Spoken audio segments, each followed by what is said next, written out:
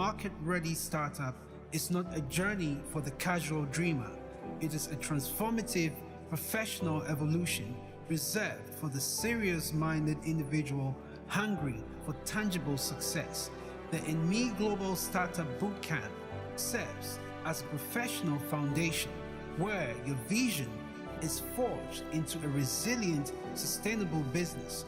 Over 6 intensive months of hands-on mentorship, the program moves beyond the what if and dives deep into the how, stripping your concept down to its core value propositions through a rigorous strategic blueprint.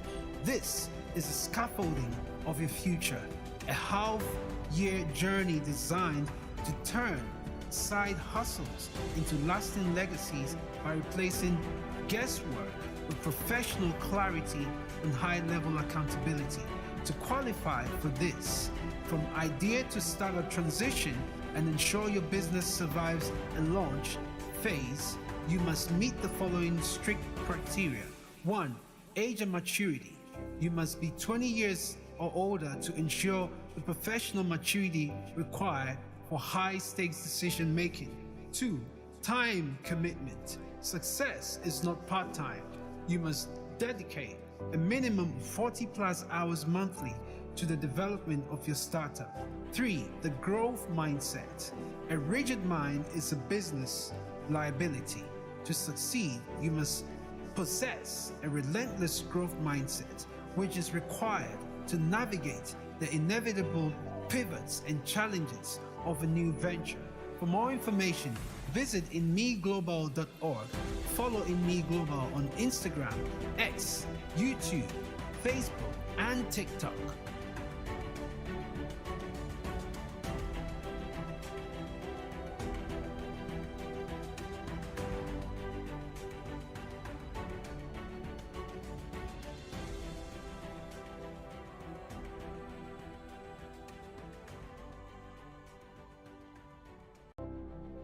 Idea to startup. From idea to startup, the transition from a raw idea to a market-ready startup is not a journey for the casual dreamer. It is right. Once you're done with university, you know you are going straight into the career, get a good job, start earning money, buy your first car, do your wedding, give birth. Now the system has totally changed. Totally changed. And that's affected everything. So now even the men don't want to marry. Or even if they want to marry, now they want 50-50. What are you bringing to the table? Because what? Everything has changed. There's a modern system of work. Though everything has changed, all hope is not lost. We just also need to change and adapt ourselves to the new system. That is where most people bless.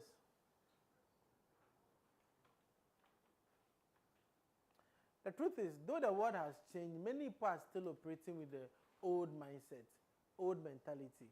The old system, as a graduate today, it's surprising to find a graduate who is still operating with the old mindset or operating by the old system.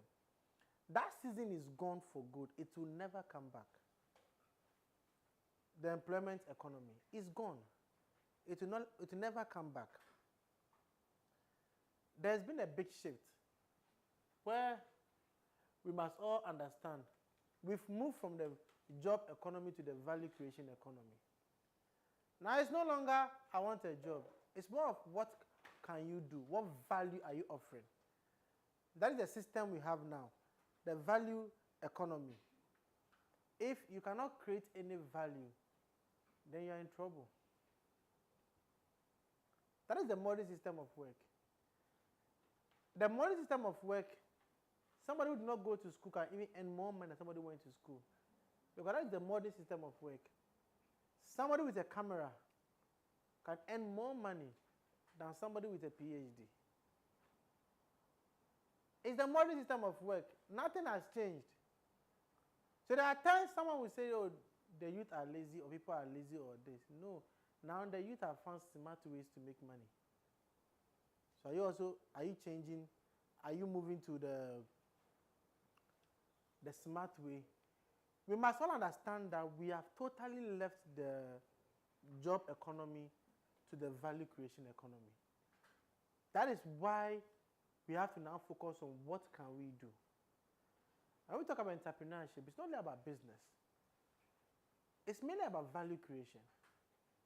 Somebody can choose not to be an entrepreneur, but that person will still need the qualities of an entrepreneur to succeed in the modern economy. What can you do differently? What value can you offer? What skill do you have? What is it that when it's put in your hands, you can do totally different? Or you can bring the best out of? That is the system we find ourselves in. So the challenges we find ourselves in Ghana is because people are yet to adapt to the new economy, the new system of work. Now you can be in Ghana and be working abroad. 20 years ago, that was not possible. Now we have online school. 20 years ago, was that possible? So that should tell you that there are modern things happening. And so the work system that we have, there's a modern system of work. And in the modern system of work, one thing that stands out is value. What value do you bring to the table? So when somebody asks a lady, what do you bring to the table? Don't be offended. I bring value. Somebody asks, what kind of value, what do you mean by value? I bring peace of mind.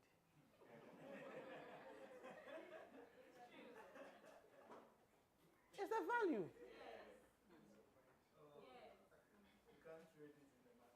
No.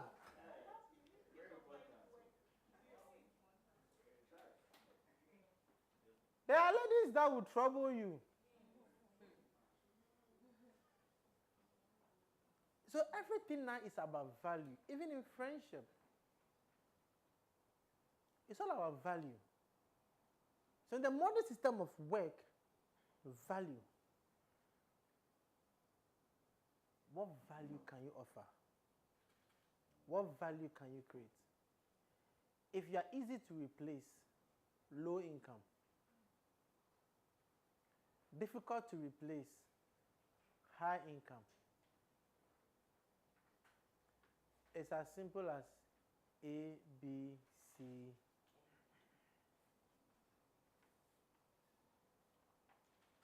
Do we get it? If you are easy to replace, low what? Difficult to replace.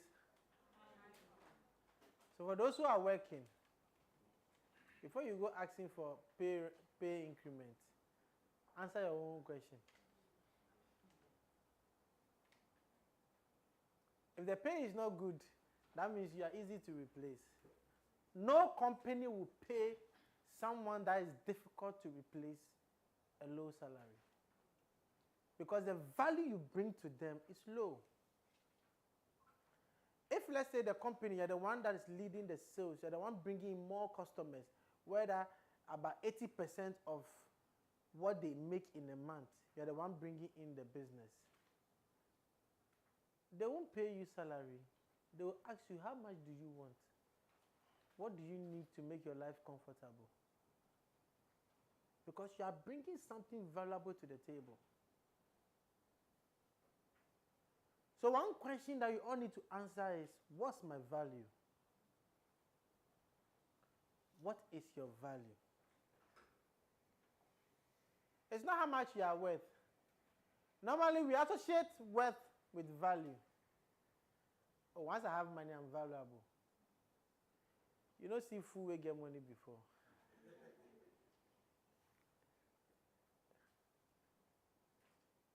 What's your value? What can you do? When you're in the room, what happens differently? When you're out of the room, what happens? Are you easy to replace or you're difficult to replace? You understand? Being valuable means that you are able to bring solution to the table. You know how to solve real problems.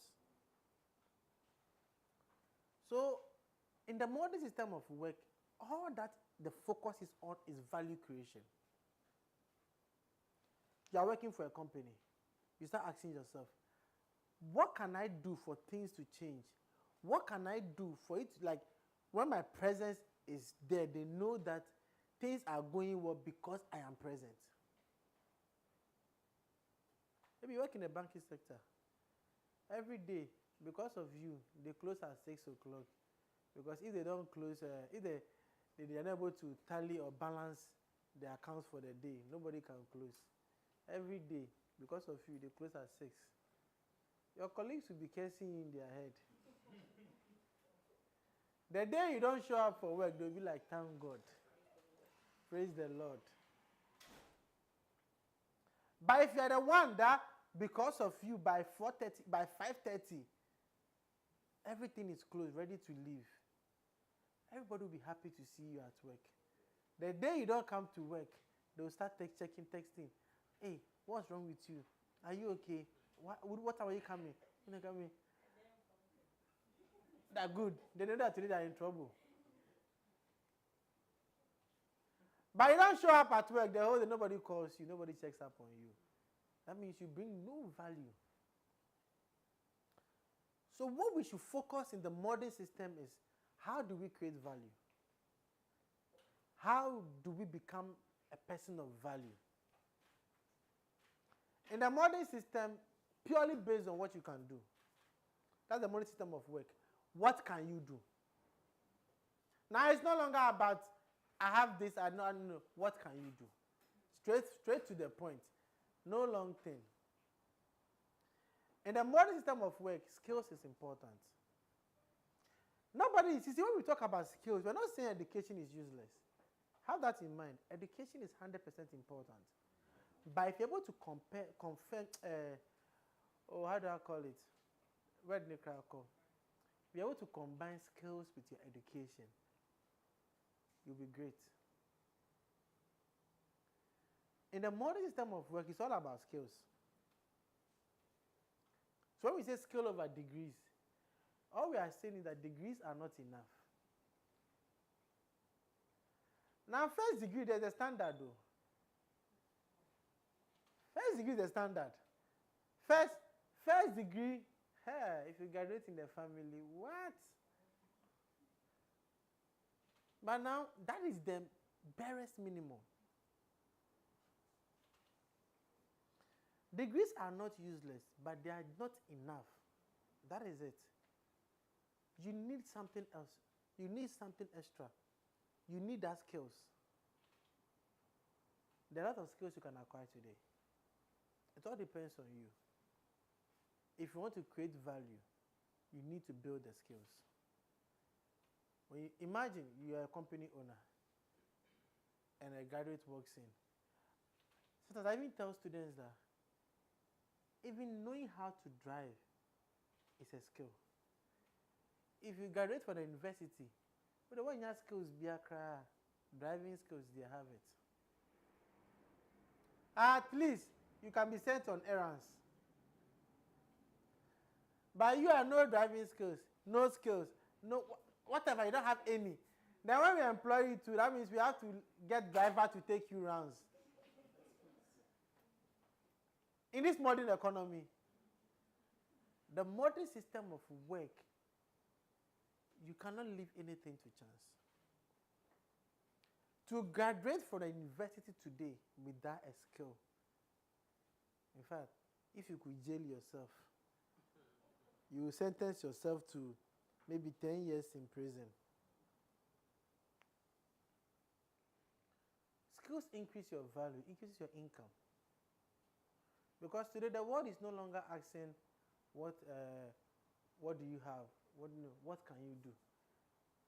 Whether you're a graduate or not, if you can solve my problem, what do I need a certificate for? I need solution to my problem. So in the modern system of work, we need the skills. A degree gives access, skill gives what? Income. develop practical marketable skills. You need the skills if you want to be valuable. Digital marketing skills, digital skills, marketing. There are a lot of skills available that you can learn or you can develop. In the modern system of work, if you want to succeed, you need those skills.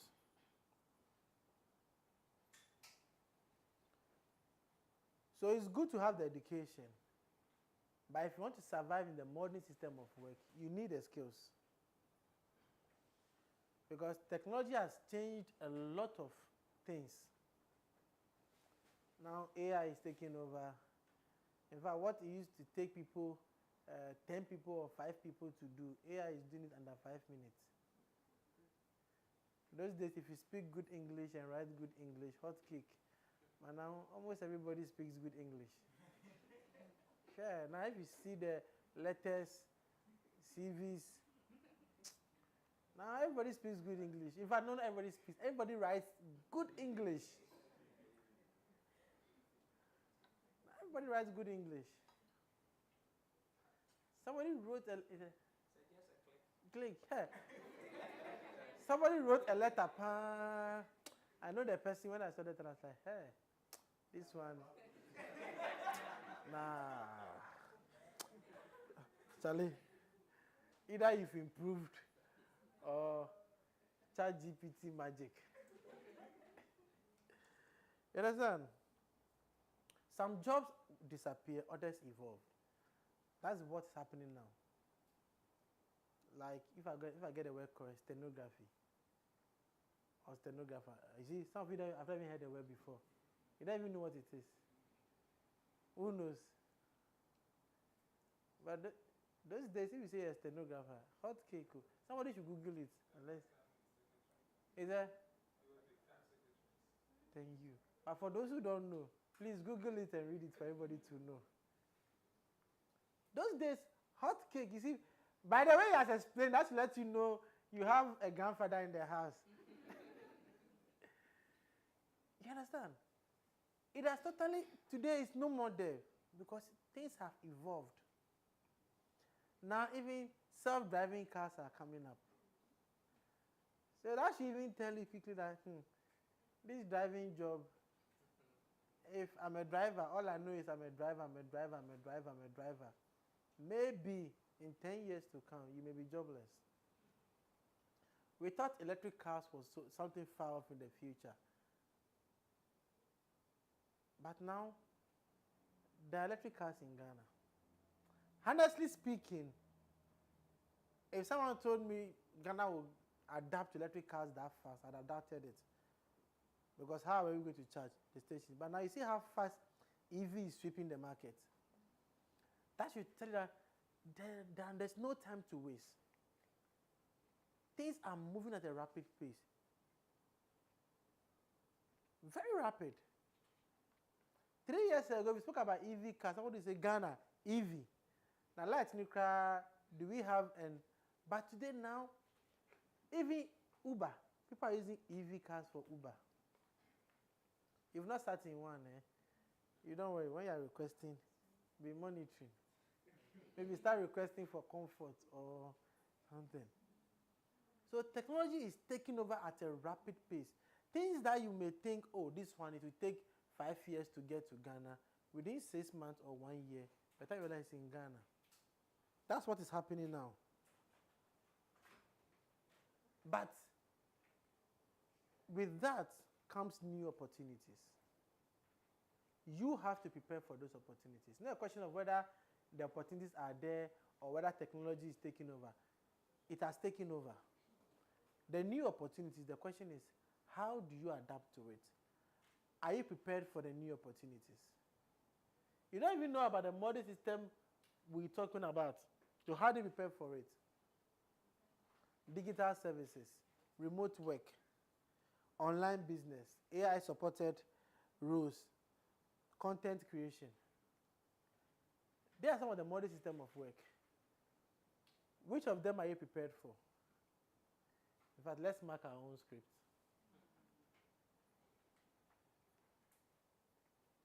You mark yourself. Is it from 0 to... The person will get 50%. We will all buy lunch for the person. I will defend it too. Yeah. Which one? You are prepared for it.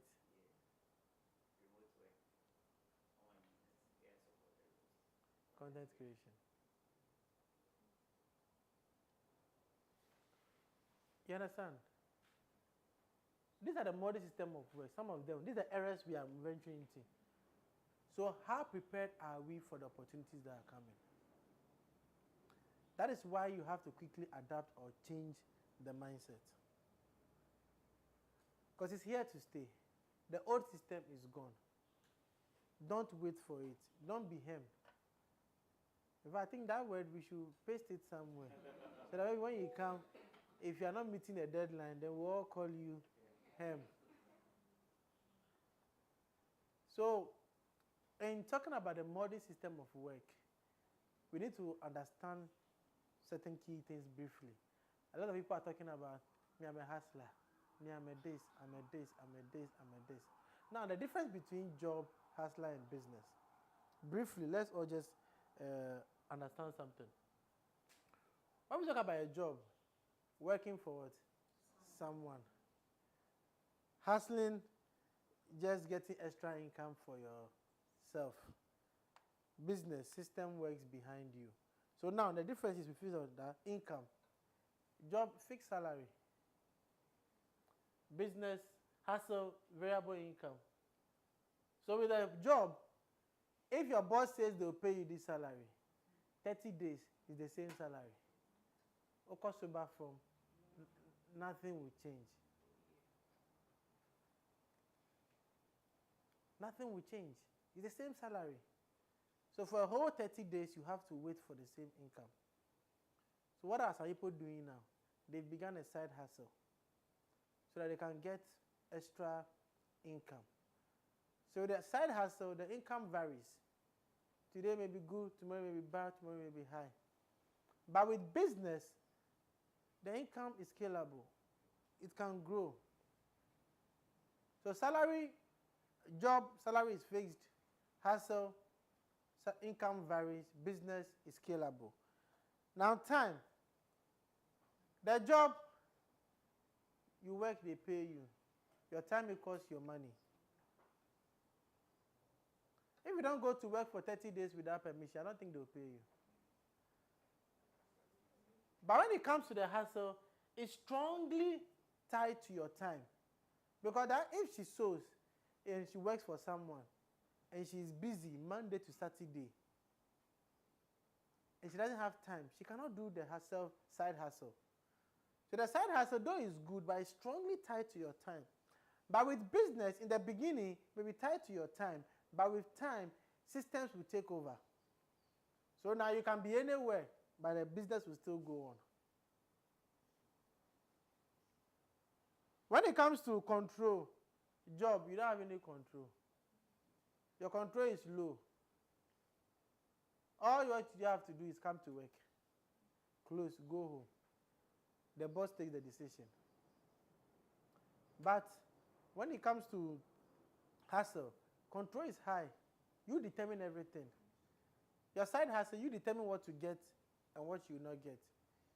You determine it all. Business, system and team driven. What it means is that with business, when you start in the beginning, you may control everything. By the time will come, when you succeed in that business, you have a system in place, people working for you. Things will get, you're no longer in control. Whether you are sleeping, you can sleep for 1 week. You know the company will move on. Risk. Somebody's job, low risk.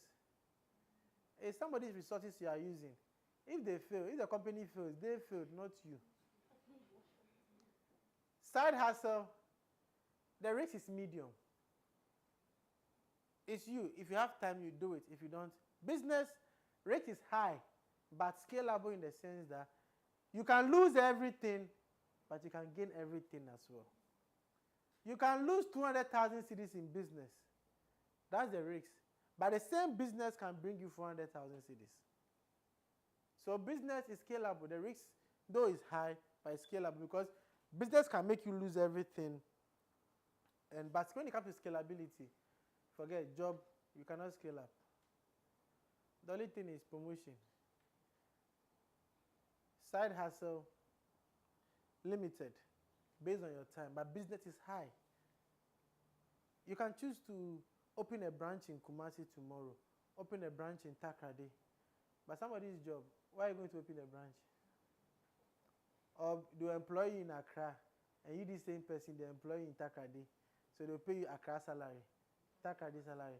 Please, if you know of such job, let me know so that I also apply. So some of the modern system of work, why people are now saying, oh, I have a side hustle, I have a side hustle. These are the differences. And now why we are pushing towards business. Those are the reasons. Because business, it gives you that advantage that you want. The side hustle is good, but it's better when you're able to convert that side hustle into a proper business. So if you know in 5 or 10 years' time, this is what I'm preparing my future for. Some people are doing side hustle for like 10 years now. What happens with side hustle is that it's purely tied to your time. The day you fall sick, that it comes to an end. So if you are into sewing, the day you fall sick, if you didn't turn that sewing idea into a business and was a side hustle, when you fall sick or you give birth at the hospital 2 weeks, no money for you.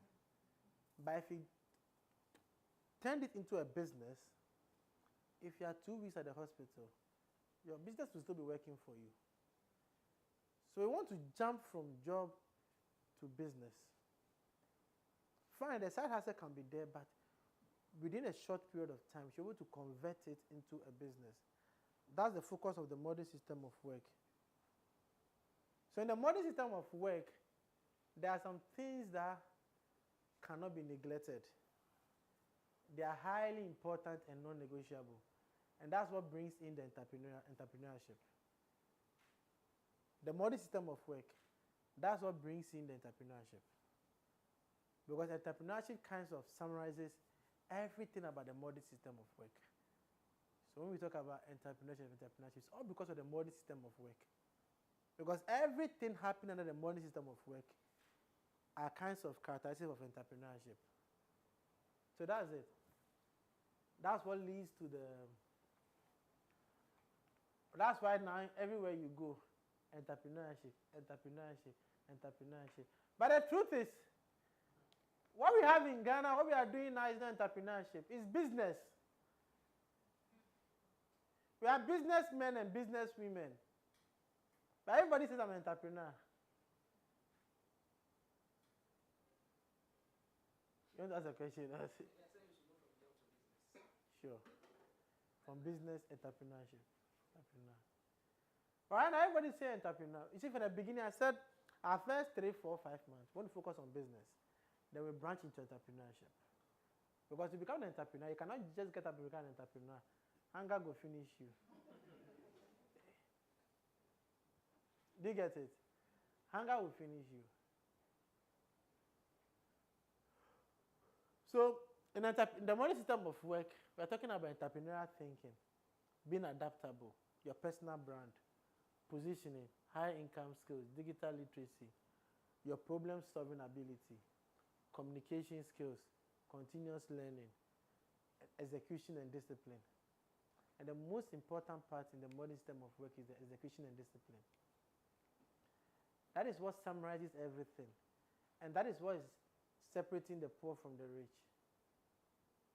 The poor are struggling with execution and discipline. You may have the idea, the resources, everything. But when it comes to execution and discipline, that is where the challenge comes from. So to survive in the modern system, if you're able to do everything, but you have a bad execution and discipline, you will miss it. Oh, I'll do it next week. I'll do it next month. You lack the discipline.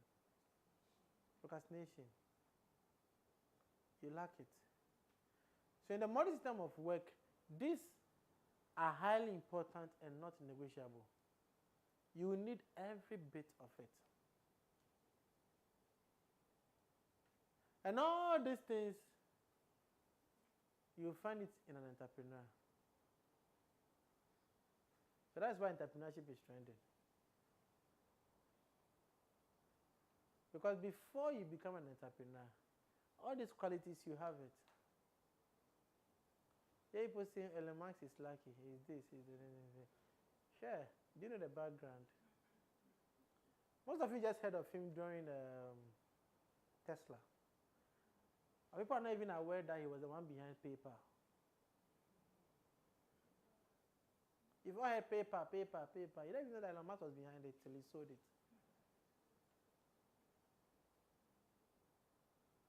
So they have where they came from. They just pop up on the screens. So before you pop up as the next entrepreneur, all these things, you would have gone through it. So before we continue, is that the person will get it right, will dance for us. What industry or career path do most of the world's richest people come from? We are all going. Somebody said tech. Any other person? What industries or career path do most of the world's richest people come from? Or where do most of the richest people come from? Oil industry. Farming. What about the musicians? Musical industry. Artists. Our celebrities. The actors. Okay, somebody said entrepreneurship. Okay, we shall see. So, who is winning? Somebody said entrepreneur. Somebody said technology. Somebody said, what about inheritance? Business. Politics. And I'm surprised I didn't hear politics. Now, if you have time, you can do your own research where the richest people are coming from. And you realize, to help you understand why entrepreneurship is trending. Entrepreneurs, they carry the majority. About 65% of the world's richest people are entrepreneurs. Now, for you to appreciate why entrepreneurship is trending, when you go through the list, do you see employment or job? Employee, do you see employee there? No. There is a certified research that was carried out. For those working for someone who have become rich, it's only the executives. And that one, even 1 to 2%, like the Google CEO, Apple CEO. These are the executives that have become rich by employment. And before you even get to executive level,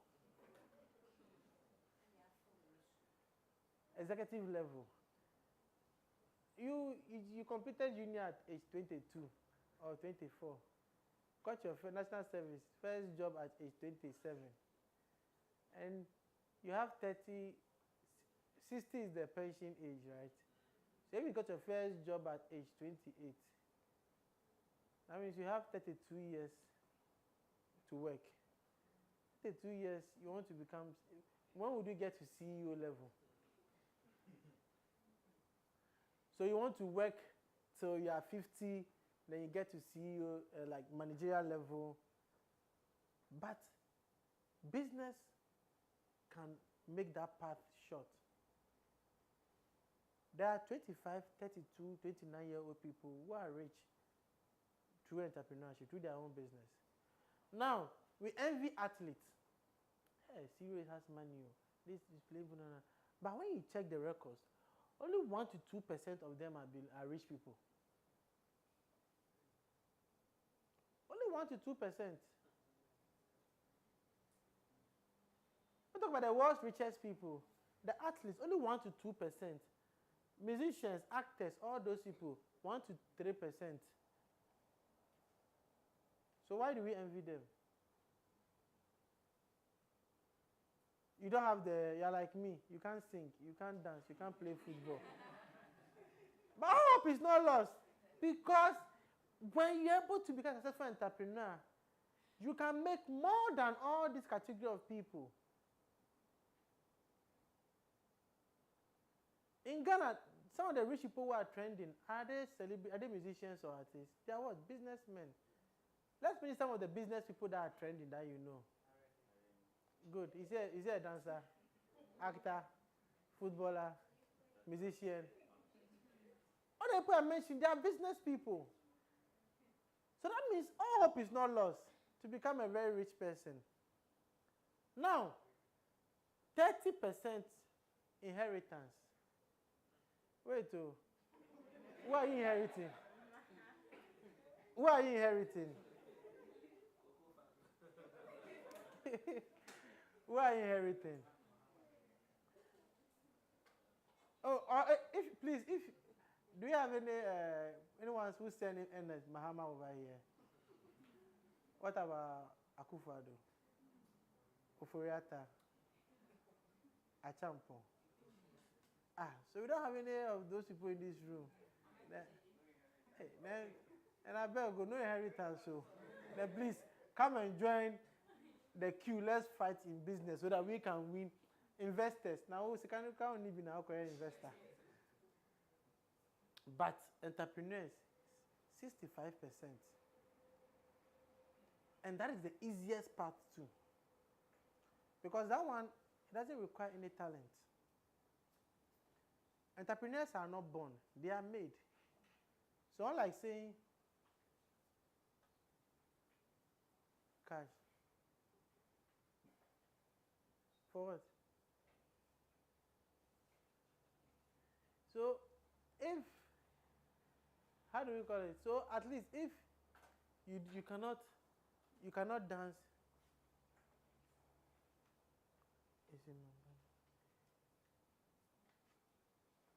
If you cannot, Edna, it's at the back. If you cannot dance, if you cannot sing, if you cannot act, you can do business. That one, you don't need any talent. To sing, you need talent. To play football, you need talent. But to be an entrepreneur, you don't need talent. You just have to learn. Go through the process. So all hope is not lost. You can join. So that is the reason why entrepreneurship is trending now. Because that's the easiest path now to create your own wealth. The people who are doing their own business, they are earning their 10,000, 15,000, 8,000 cedis a month. Why would they go and look for a job? So entrepreneurship is all about identifying opportunities and creating value. This one, you don't need any talent for it. You don't need to have been born with it. Identify opportunity and creating value. You can learn it yourself. And it's no longer optional. Not in Ghana. It's no longer optional. So in the modern system of work, entrepreneurship is at the top. Because the characteristics of it is what people are exhibiting. You will need it if you want to succeed in this modern system of work. And under entrepreneurship, what can you find? Value creation, problem solving, creating solutions. If these things are missing, you are in trouble. An entrepreneur, wherever they go, they look out for opportunities. What frustrates people to them is a business model. So instead of complaining that Ghana is hard, Ghana is this, Ghana is this, the question is, what are people complaining about? How do I turn that into an opportunity for myself? That is entrepreneurial thinking. How can I make this better?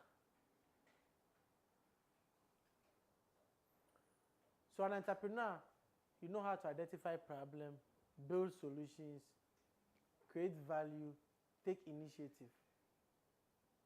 There are the four main things that define an entrepreneur. In this modern Ghana, a modern system of work, if you don't know how to create value, if you don't know how to identify problems, find solutions, you are missing.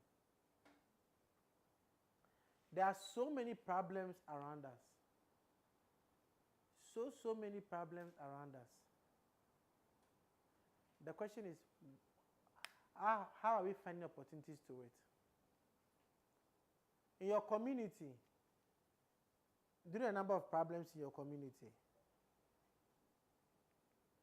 Hence, you need to start thinking like an entrepreneur. You need to start thinking like what? An entrepreneur. Start looking for solutions to problems. Go out there to look for problems. The problems, there are a lot. People queuing by the roadside to pick trotro. It's a problem. It's a problem. But instead of complaining and going to join those who fight to get a seat, an entrepreneur will sit down and say, every day people are fighting to join the car. If you stand at airport first, the bus stop, around 5 p.m., yeah, you see the workers are fighting to get into a bus. But nobody is finding a solution. But if somebody found a solution, it will create work. Because Trotsky is our favorite. Everybody has a Trotsky experience. Unless those who belong to the inheritance category. Please, to the AC, I don't know what's wrong. So if you are feeling a heat, pardon us. I think the room is a bit hot today. So I don't know what happened, but no, but today the room is extremely hot. So kindly pardon us for it. In the modern system of work, you need to be adaptable. Don't hold on to your old system of belief. As for me, this is what I know. This is what I will go by. You need to be adaptable. If the systems change, you change. Everybody is putting their business online. Only you, what are you waiting for? You are still want to do the old system. No, you have to be adaptable. When things change, you change. If you don't learn how to adapt, trust me, you'll be in trouble. The danger is not ignorance. The danger is holding on to what no longer works. Now you cannot run a shop and be in your corner and say, oh, people will come. Even the boutiques, they are online. They are marketing seriously online. You are in your room saying, people will come and buy. In your corner, people will come and buy. Even the executive boutiques, you've not seen rich man on social media marketing their product. You've not seen it. You go and check. I'll not mention any names. You see the fashion designers who are on social media, the rich people who even, they have the money, their cars, they've opened boutique and then they are content creators. And you beginner, you say, no, me, I don't like cameras. You have to be adaptable. It's not about what you like. It's about being adaptable. That's what the modern system of work demands from you. Your personal brand. The modern system of work demands you take your personal brand serious. What you post online. What you do online. Even now, the embassies, when you are traveling, they request for a social media handle. Are you aware? They ask for social media handle. So the modern system of work, your personal brand is important. It's no longer, oh, me, this is how I do my things, so I'll do it that way. No. In the modern system of work, you need to have a very respectable personal brand. Yes, you like clubbing, you like chilling. Do you have to put it online? When you open when somebody, even now companies, when they employ you, when you give them your full name, do you know some go on social media to search your history? You are going to employ somebody where you see social media, when you open, the first thing you see, shisha. She's, hey. You think twice. No one is talking about your personal life. But in the modern system of work, people are taking it serious. So you need to build a respectable brand. When they research about you, what do they see? What are you known for? Positioning. Stand for something. What do you stand for? What do you stand for? If I ask you that question, what do you stand for? What do you know? What do you share? What's your positioning? You need to stand for something, the modern system of work. What do you stand for? That's one question you should ask yourself. What do you stand for? What do you know? What do you share?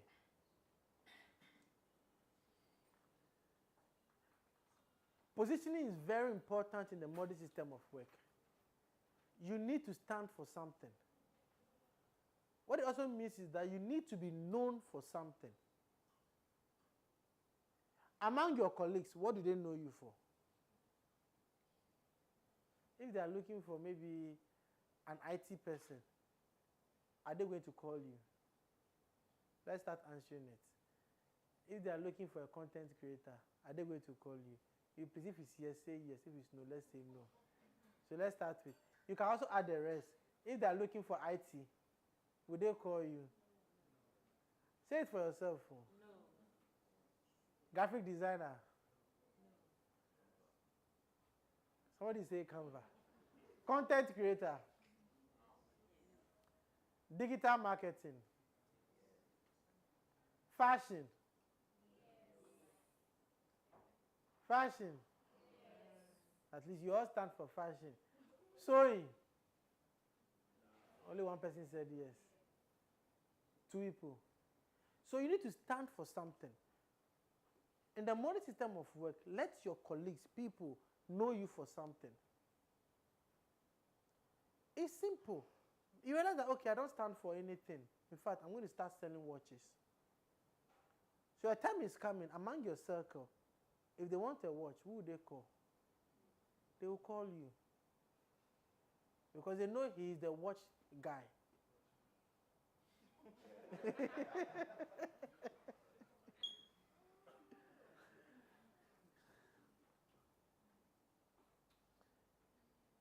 You understand? So it's very important to position yourself for something in the modern system of work. That is very important. Your problem-solving ability is very important in the modern system of work. What problems can you solve? What problems can you solve? Some of you cannot even identify a problem, talk of solving it. By the modern system of work, you should know how to identify problems. So even when you go home today, even among your own circle, I made my first comfortable money in my own circle because I identified each person's problem and I found solution to it.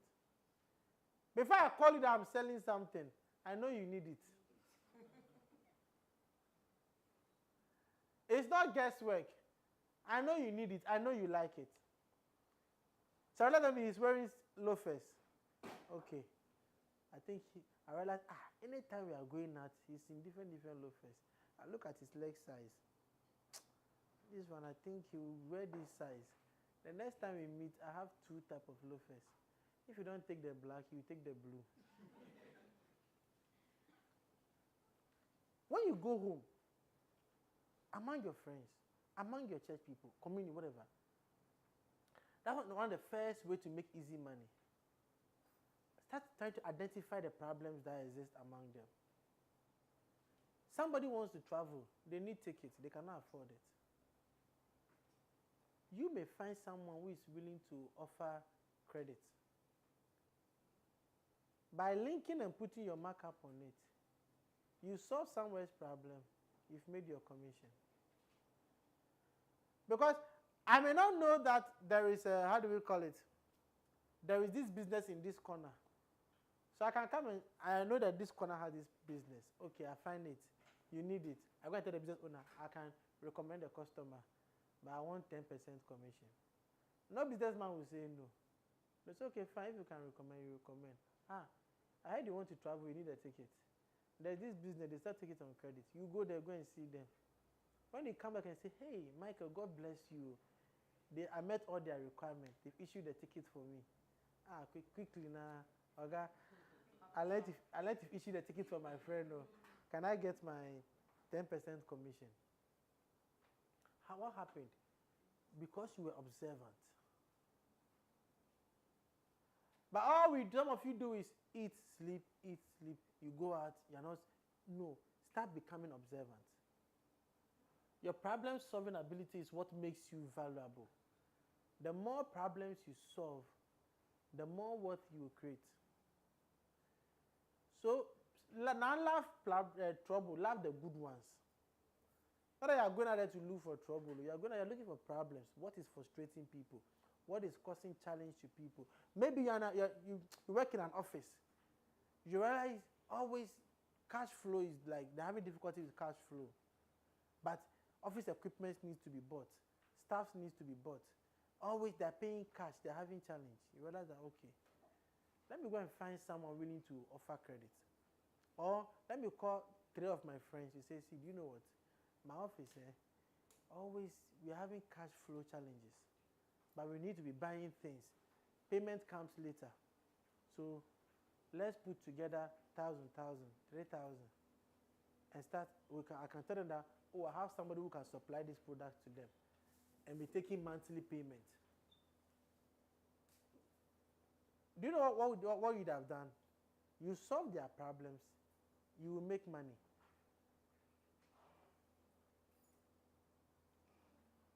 Do you understand? But that will only happen if you are observant. I don't know if you understand me. And you make your money. I mean, I made some good money just by linking. I realized that, okay, this person, he has the money, but he doesn't like to buy cash. Not that he cannot afford it too. He just doesn't like the fact that he's going to withdraw 100,000 cedis from his account to buy something. Hey, he looks at the 100,000. He prefers the money should be in his account. So what did I just do? Okay. Oh, I know somebody who can sell this thing to you with 6 months payment plan. Every month you pay 12,000 for 6 months. Bring it. He needs the thing, but the cash, he has the money. So long as now he knows every month is 12,000, he will pay in 6 months. What has happened? 2,000 interest every month. So 6 months, 12,000. That 12,000, who is it for? It's for me.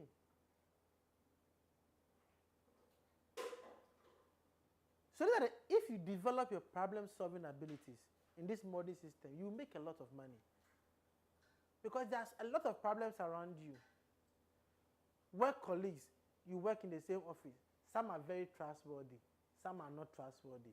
The trustworthy ones, what things do they need? Can you propose solutions to them? Yes, sometimes it's a risk. You lose some. So because you realize that, okay, I have 3 office colleagues that are trustworthy, I want to supply something to them. You start with one person. If they finish paying, they say, and after they pay, the little profit you make, then now you try the next person. So the day that they don't pay, at least it's your profit you are going to lose. And because I said problem solving now, tomorrow now, Kofi will go now, 5 people. I'll supply them product at the same time. Please. Your communication skill. In the modern system of work, you need to focus on it. You need to develop your communication skills. As he asked from the beginning, networking. In the modern system of work, you can network if you know how to communicate. I'm a very reserved person. I don't like to communicate. But I have no option than to adapt. Because I realize in this modern system of work, you need it. So I'm learning how to communicate. So when somebody tells me I'm shy, I'm this, I'm like, you're not serious. I mean, I'm even shy. If there's a word like shy. But I have no option. I have to learn it. Because that's what the modern system of work demands. There are places I go to today that in my life, if you told me, I would never dream of doing it. At times, I go to places to go and look for opportunity or to get a contact. Things I will never do, but I need it. Because if not, maybe my business will suffer. You are working with people. There are times somebody has to sign that document. I don't like to worry people. Hey, in the modern system of work, you have to worry you. Because sometimes you have to go to their office. Oh, sir, I came to greet you. I was passing by. Oh, sir, good morning. A time you can realize that no, this guy bring his documents. Let me sign for him. The way he checks up on me is abnormal. That is what the modern system of work demands. I have to come out of my comfort shell or comfort zone. I'm very bad at communication and networking, very bad at it. To pick up a phone and call, unless you are in my circle, that with time I get used to. But in the modern system of work, we are all learning. That you pick up a phone and call a big man, oh, I called to check up on you. Or you text a big man, I called to check. Because you will need them. So you have to, in the modern system of work, develop your communication skills. There's nothing like, as for me, I'm not good at networking, I'm not good at this. You have to learn it. Be adaptable. That is what the modern system of work demands. Continuous learning. The day I wrote my last paper in Lego, I was like, ah, God, finally, I'm done with learning for life. Later did I know that this is just the beginning. Later did I know that this is just the beginning. You learn. Continuous learning, develop that habit. Execution and discipline. Be good at execution. Take action consistently. Take action consistently. You have to be taking action. Don't joke with execution. If the idea comes today, tomorrow, what first step can I take? You take it. When you take it, you are working behind the scenes to correct and develop it properly. If you sit down and relax that, oh, I'll do it later, trust me, you will join the company of procrastinators. Don't joke with execution. You see, whatever we discussed here today, whatever we say we have to do, if you go home and you sleep and you wake up tomorrow, trust me, the next time we meet, you give excuses. Tonight, you start working on some of them. But if you sleep and wake up with the market, you understand? Bless, our thing is gone. We are wrapping up.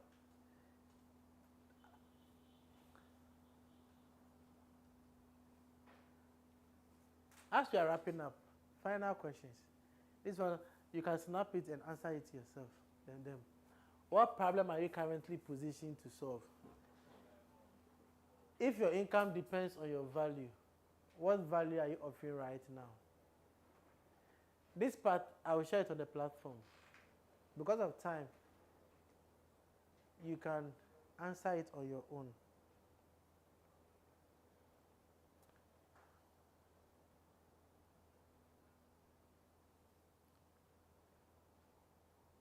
Don't worry, I'll share the particular part on the platform. These are final questions. Are you waiting for opportunities or creating solutions? If nothing changes in the next 2 years, will your life improve or remain the same? So these are questions that, are you building income or you are building capacity? These are questions you answer yourself. Then quickly we'll rush through these ones. Then I'll bring my session to an end. General points to note. Sell something and love sales. That's what the beginning I said. That will be our first assignment. Sell. So those days when you finish school and they say go and do sales, you say I don't like sales. In the modern system of work, if there's anything to love, not a woman, but sales.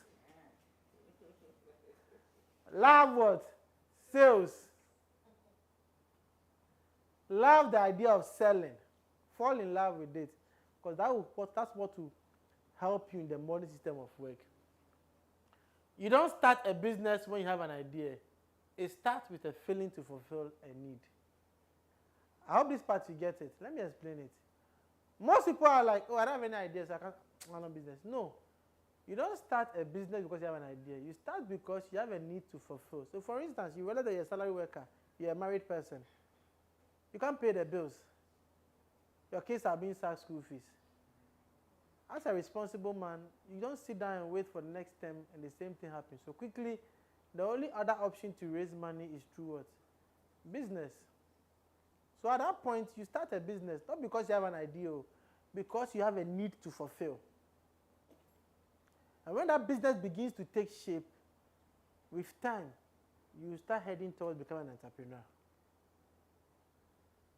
So for those of you who are not doing business or any form of business, because you don't have an idea, don't worry, it's because you have no need to fulfill. To my Gen Z ladies, if you want to buy your own first car, that one alone will push you to start a business. You will not wait for some sugar daddy to buy it for you. That's a need you want to fulfill. Maybe you are the first child in the family. Things are not going well. That one alone can push you to start a business. Not because you had an idea, because you had a need to fulfill. And once you have a need to fulfill, the way the ideas will come. You don't start with an original idea. You start with what you love doing. Over here, I say your passion may not generate capital or look lucrative because you don't apply a business mindset to it. If you apply a business mindset to your passion or something, it will look lucrative. So no need to start with an original idea. Maybe you already love doing something. You love singing. Fine. You can apply a business mindset to it. And you can generate capital. Maybe you play instruments. You are hungry. Now, people are doing shabu, whatever they call it. You start charging. So a pastor doesn't see you in church for 3 weeks. They call you, so for wait, I mean, do you have a kind of bat? He will understand. Because now you've applied a business mindset to it. So you are getting gigs every week. Somebody calls you, I have a live band gig at Zen Garden this Friday. Let's go. You go and play. When you go home, they give you 400 CDs. You're like, wait, for this one night, please, can you be calling me anytime? Even if it's on Sundays, you call me. Now, what's happening? You are applying a business mindset to what? Your passion. You love taking care of kids. You've been taking care of your sister's children every day after school for them. They've not dashed you even 100 CDs, 200 CDs before. The next time you come, sister, I want us to have a conversation. Right now, per day is 200 CDs. But because you are my sister, I'll take 50 CDs per day. So please, when will my first pay come? They won't sack you. Because, do you know why they won't sack you? To bring in an outsider, it's more difficult. She knows her own sister. They will negotiate. Sister, now that is my full-time job. I'm not every day that I'm taking CVs around. Oh, God will do it. Don't worry, you get a job. Don't worry, you get a job. No 1 year, but you are doing nanny. You apply a business mindset to it.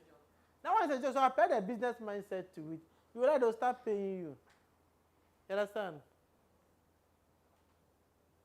What you like doing, get good at it. What you don't like doing, outsource it. In the modern system of work, if what you don't like doing, outsource it. That is where partnership comes in. There are things you don't like doing. Look for somebody who like it. It's what you like doing. The two of you combine it. Go ahead, go and find money. You can combine forces with people to do what you want to do. You don't need to be good at it or learn it. What matters is the execution. You are now going to sit down and learn graphic designing. You have an idea. Look for a designer. Propose partnership. I bring the job, we split it. You now want to sit down and use 1 year to learn before you start that idea. By that 1 year, how would you feel? So just partner. The other thing is start with a service business. What I mean by start with a service business is that many times people saying that I don't have capital, that's like I'm not doing business. You don't need money to start a business. If you truly want to start a business, you will start from a service business. Service business means washing, cleaning, nanny. Any service you can offer that people will pay you for, you will do it because you want to raise money for your first business. So you don't go about talking to people that give me money, lend me money. Who should lend you money for business? What's the service business? People have boutiques, they have things in it, they are not able to sell. You go, okay, I'll snap pictures, I'm creating a social media page, I'm going to be posting it. Somebody will buy, you keep the profit. When you have enough, you start your what? Your business. So you start with a service business. You understand? You start with a service business. That's how you raise your first money for business. So those who say, oh, because I have no helper, I don't have money, hence I'm not doing business. You are not serious. You don't need a helper. You can start with a service business. That is one of the ways to generate money. As for service business, you don't need money to start. You don't need money to come and wash somebody's clothes. The person supply their own soap, their own water. What are you waiting for? Or Gen Z graduate? You will not do it. Finally, practice delayed gratification. It's not always about instant money. Delayed gratification can make you win bigger in future. Sometimes there are things you do, you won't get the instant money, but it will build you up. Maybe you are in school, you have a lot of time on your hands. You can do a volunteering service for somebody. You can volunteer to do something for a company. Maybe the company is just 20 minutes walk away. You can walk there. There are times you even volunteer that you want to do offer of service for free. They say, come on board, be doing it. Maybe after 2 months, you can go and see the manager that I love doing it here, but can I get a little support with transport? Not salary. You're asking for what? Transport. But by that 2 months' time, they've seen your value. Hence, they will easily offer it to you. But today, 3 weeks, 1 month, no money, they walk away. They quit. They stop. Practice delayed gratification. There are sometimes you may serve somebody for 1 year before that opportunity will come. So it's not always about instant money. It's about delayed gratification. No victory lap yet. Do you know why? You need to understand the system and win it. You may get to that finish line, but that doesn't mean you will cross it overnight. Crossing that finish line, you will see it. You will see the light at the end of the tunnel. Now to get to the end of the tunnel, that is where the wahala day. At first, they say there's light at the end of the tunnel. Now you are seeing the light. But how to get there? But with focus on value, skills, and adaptability, you will get there. You can win and dominate in this economy. Trust me. When we in our next session, when we continue other things, you understand that it is easy to cross that finish line. Today we are here, we are staring at the finish line. But trust me on this, by December, we will be behind the finish line. How many people will help me cross that finish line? With that, we'll take a 2 minutes break and invite our speaker to handle the sales. I told you that we will all sell something first at time. I said this right? Yes. So that one, I'm also going to take a seat. We are all coming to sell. So I'm done. Any question?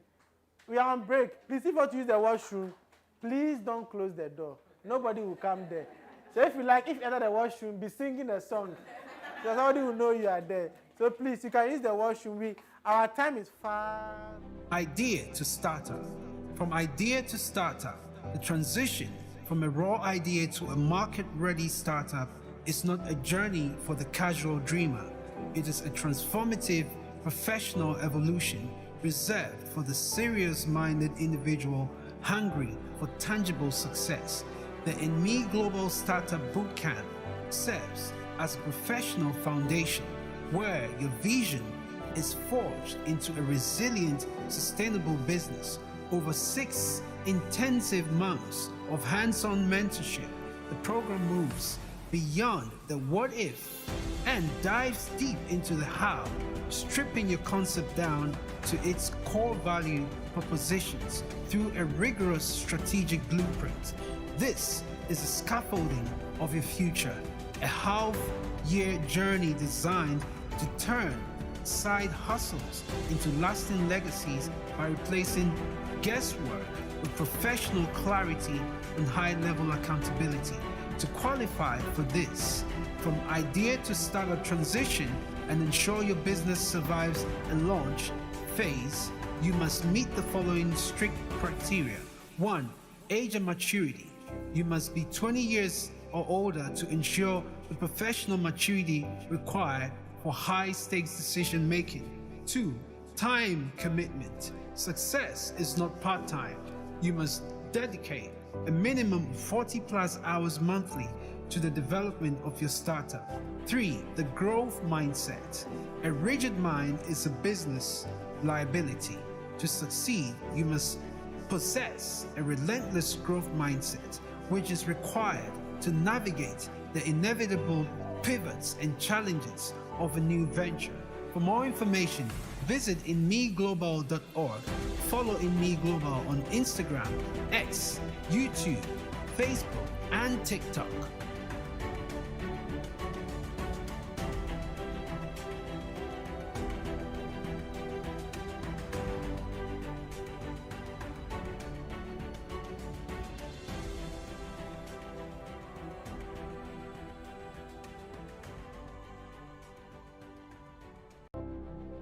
Idea to startup.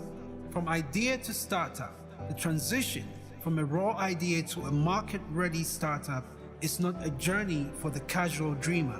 It is a transformative professional evolution reserved for the serious-minded individual hungry for tangible success.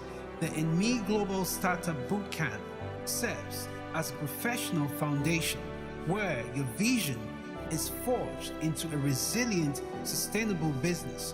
Over 6 intensive months of hands-on mentorship, the program moves beyond the what if and dives deep into the how, stripping your concept down to its core value propositions through a rigorous strategic blueprint.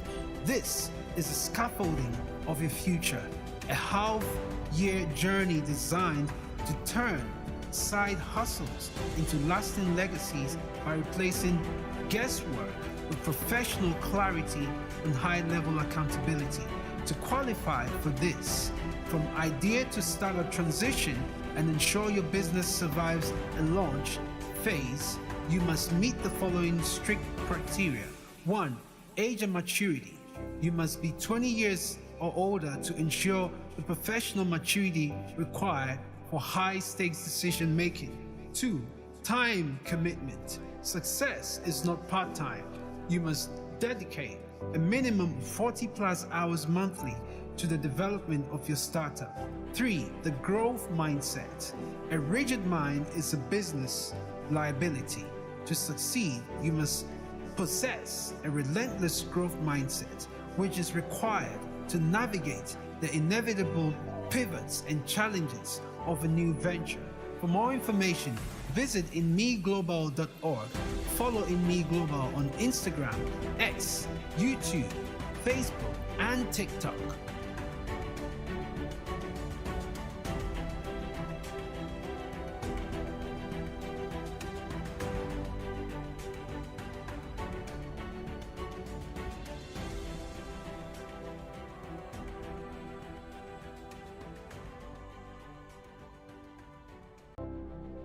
Idea to startup. From idea to startup, the transition from a raw idea to a market-ready startup is not a journey for the casual dreamer. It is a transformative professional evolution reserved for the serious-minded individual hungry for tangible success. The INME Global Startup Bootcamp serves as a professional foundation where your vision is forged into a resilient, sustainable business. Over 6 intensive months of hands-on mentorship, the program moves beyond entrepreneurship and business are the way to go. Not because they are trendy, but because the world has changed. Industries are shifting, jobs are unstable, costs are rising, and depending on one income is no longer a plan. So then we know the faces behind, the names behind the faces. Is that cool? Okay, so my name is Damaris. I do a lot of work within management systems for organizations or for entities. And then also for what people will say in Ghana, layman job, I've worked predominantly within the development sector also. Usually within the spaces of impact and learning. So measuring success for organizations, research related, and then projects, a lot of times sitting on projects and mapping out impacts for how projects have done. And I've had the privilege to do a number of works also and done several representations within the wider region as well. So that's just a little bit about me. I'm also a champion of SMEs and happen to be a technical partner of some of them. And as I mentioned, I do a lot of work within management systems. I happen to do a lot of work supporting SMEs which are coming up. So I'm quite passionate about businesses. I hope that is cool. That's the simplest way I can introduce myself. Okay, so let's take the names very quickly and then we can pivot. Please, you can start for us. Maybe if you're a business owner, let me know. Oh, you can sit down. Let's just do it quickly. Lois. Hi, Lois. My medical engineering student. Okay, student. Diana. Hi, Diana. Is it a business owner? Are you working for someone? Please, what business? Jack of all trades. Oh, wow. That's amazing. At least the best, the two priority ones. I sell utensils. Wow. Then I sew. Produce garri. 2. Wow. Jack of all trades. I hope you heard. Yes, sir. Godly. Godly. Teaching and farming. Teaching and farming. That's amazing. Hello. Osmond. Graduate. Mechanical engineering. Hello. Abiba. Entrepreneurship and business are the way to go. Not because they are trendy, but because the world has changed. Industries are shifting, jobs are unstable, costs are rising, and depending on one income is no longer a plan, it's a risk. The question is no longer if you should build something, it's how and with whom. This is why INME Global exists. This is not theory. This is not motivation.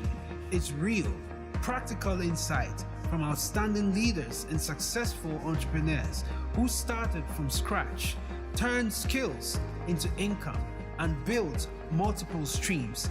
If you're ready for your ideas to meet strategy, get ready to learn, get ready to connect, get ready to build. The future belongs to those who prepare for it. For more information, visit INMEglobal.org. Follow INME Global on Instagram, X, YouTube, Facebook, and TikTok.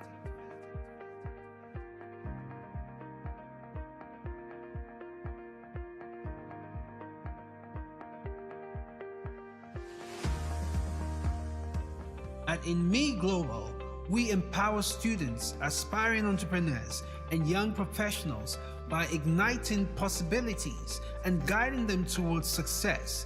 Through our mentorship, entrepreneurship, and strategic networking, we provide the tools, knowledge, and opportunities for both personal and professional growth. From monthly mentorship sessions to dynamic seminars and our flagship annual conference, we are a catalyst for transformation, helping individuals unlock their full potential. For more information, visit INMEGlobal.org or follow INME Global on Instagram, X, YouTube, Facebook, and TikTok.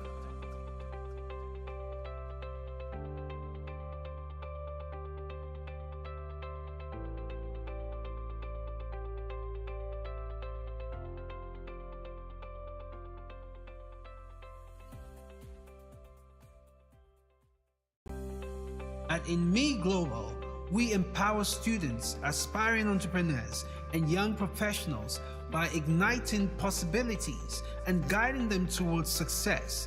Through our mentorship, entrepreneurship, and strategic networking, we provide the tools, knowledge, and opportunities for both personal and professional growth. From monthly mentorship sessions to dynamic seminars and our flagship annual conference, we are a catalyst for transformation, helping individuals unlock their full potential. For more information, visit INMEGlobal.org or follow INME Global on Instagram. Idea to startup. From idea to startup, the transition from a raw idea to a market-ready startup is not a journey for the casual dreamer. It is a transformative professional evolution reserved for the serious-minded individual hungry for tangible success. The INME Global Startup Bootcamp serves as a professional foundation where your vision is forged into a resilient, sustainable business. Over 6 intensive months of hands-on mentorship, the program moves beyond the what if and dives deep into the how, stripping your concept down to its core value propositions through a rigorous strategic blueprint. This is the scaffolding of your future, a half-year journey designed to turn side hustles into lasting legacies by replacing guesswork with professional clarity and high-level accountability. To qualify for this, from idea to startup transition and ensure your business survives a launch phase, you must meet the following strict criteria mindset, which is required to navigate the inevitable pivots and challenges of a new venture. For more information, visit INMEGlobal.org, follow INME Global on Instagram, X, YouTube, Facebook, and TikTok.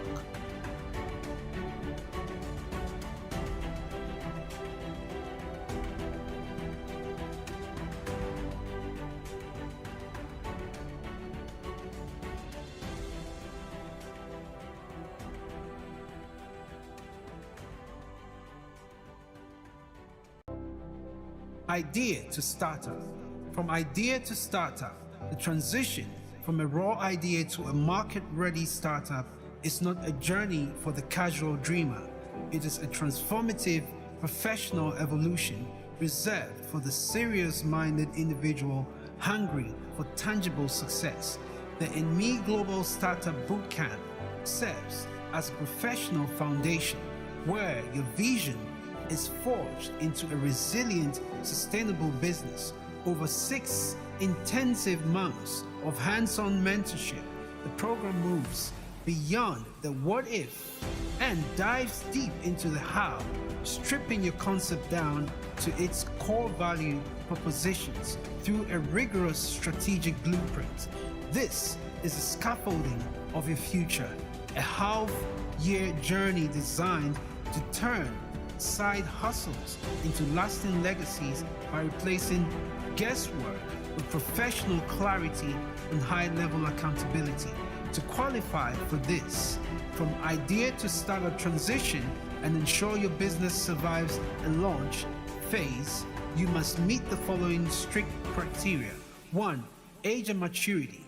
You must be 20 years or older to ensure the professional maturity required for high-stakes decision-making. 2. Time commitment. Success is not part-time. You must dedicate a minimum of 40+ hours monthly to the development of your startup. 3. The growth mindset. A rigid mind is a business liability. To succeed, you must possess a relentless growth mindset, which is required to navigate the inevitable pivots and challenges of a new venture. For more information, visit INMEGlobal.org. Follow INME Global on Instagram, X, YouTube, Facebook, and TikTok.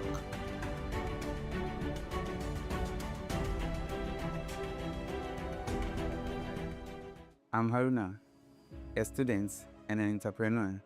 I run a small plantain chips business called The Plantain Man. In 2025, I attended INME Global Entrepreneurship and Networking Conference, and it was very impactful.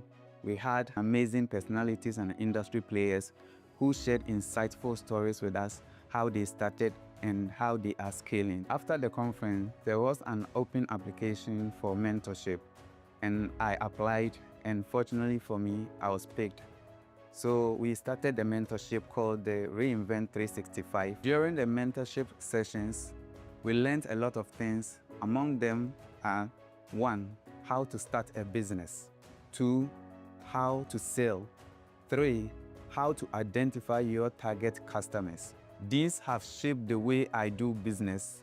Now I keep records of everything, and I'm able to identify new market opportunities. Along the way, we learned how to do branding, and I was helped to rebrand my product. One thing that really inspired me to take my business seriously was an advice Coach FKD gave me.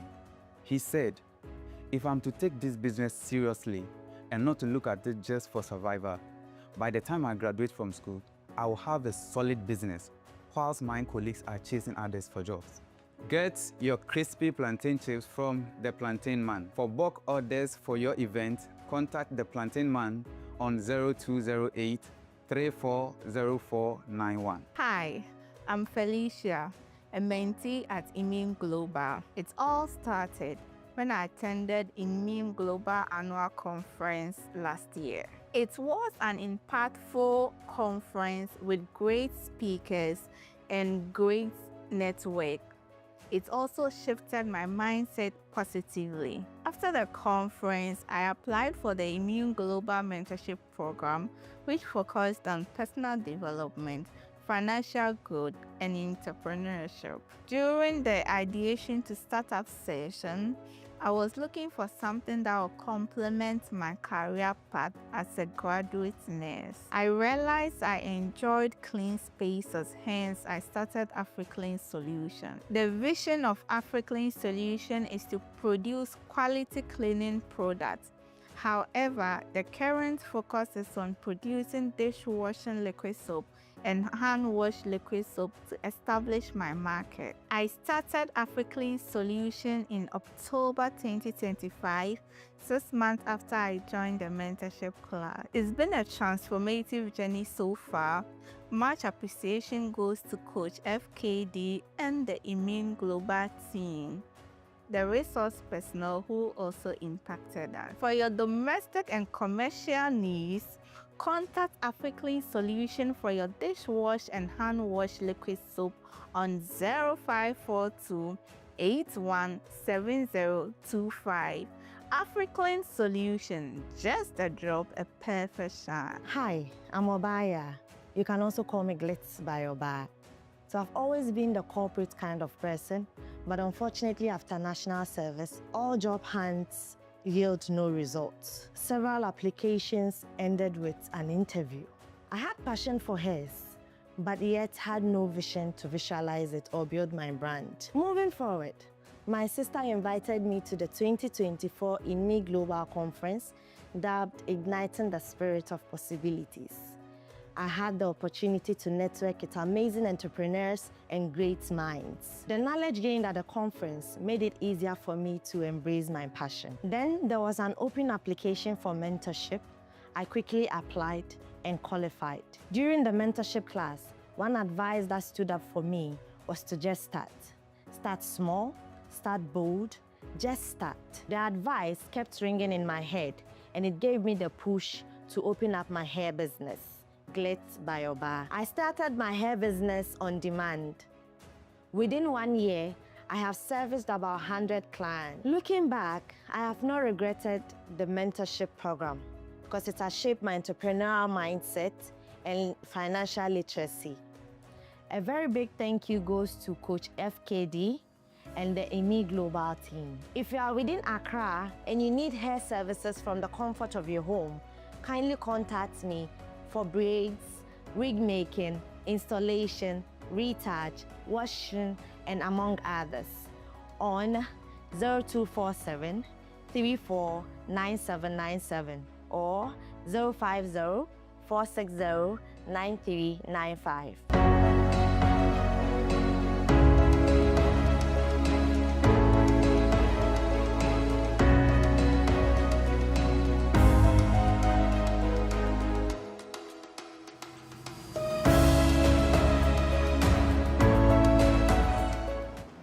Because for some funny reason, as you raise your hand, you establish value.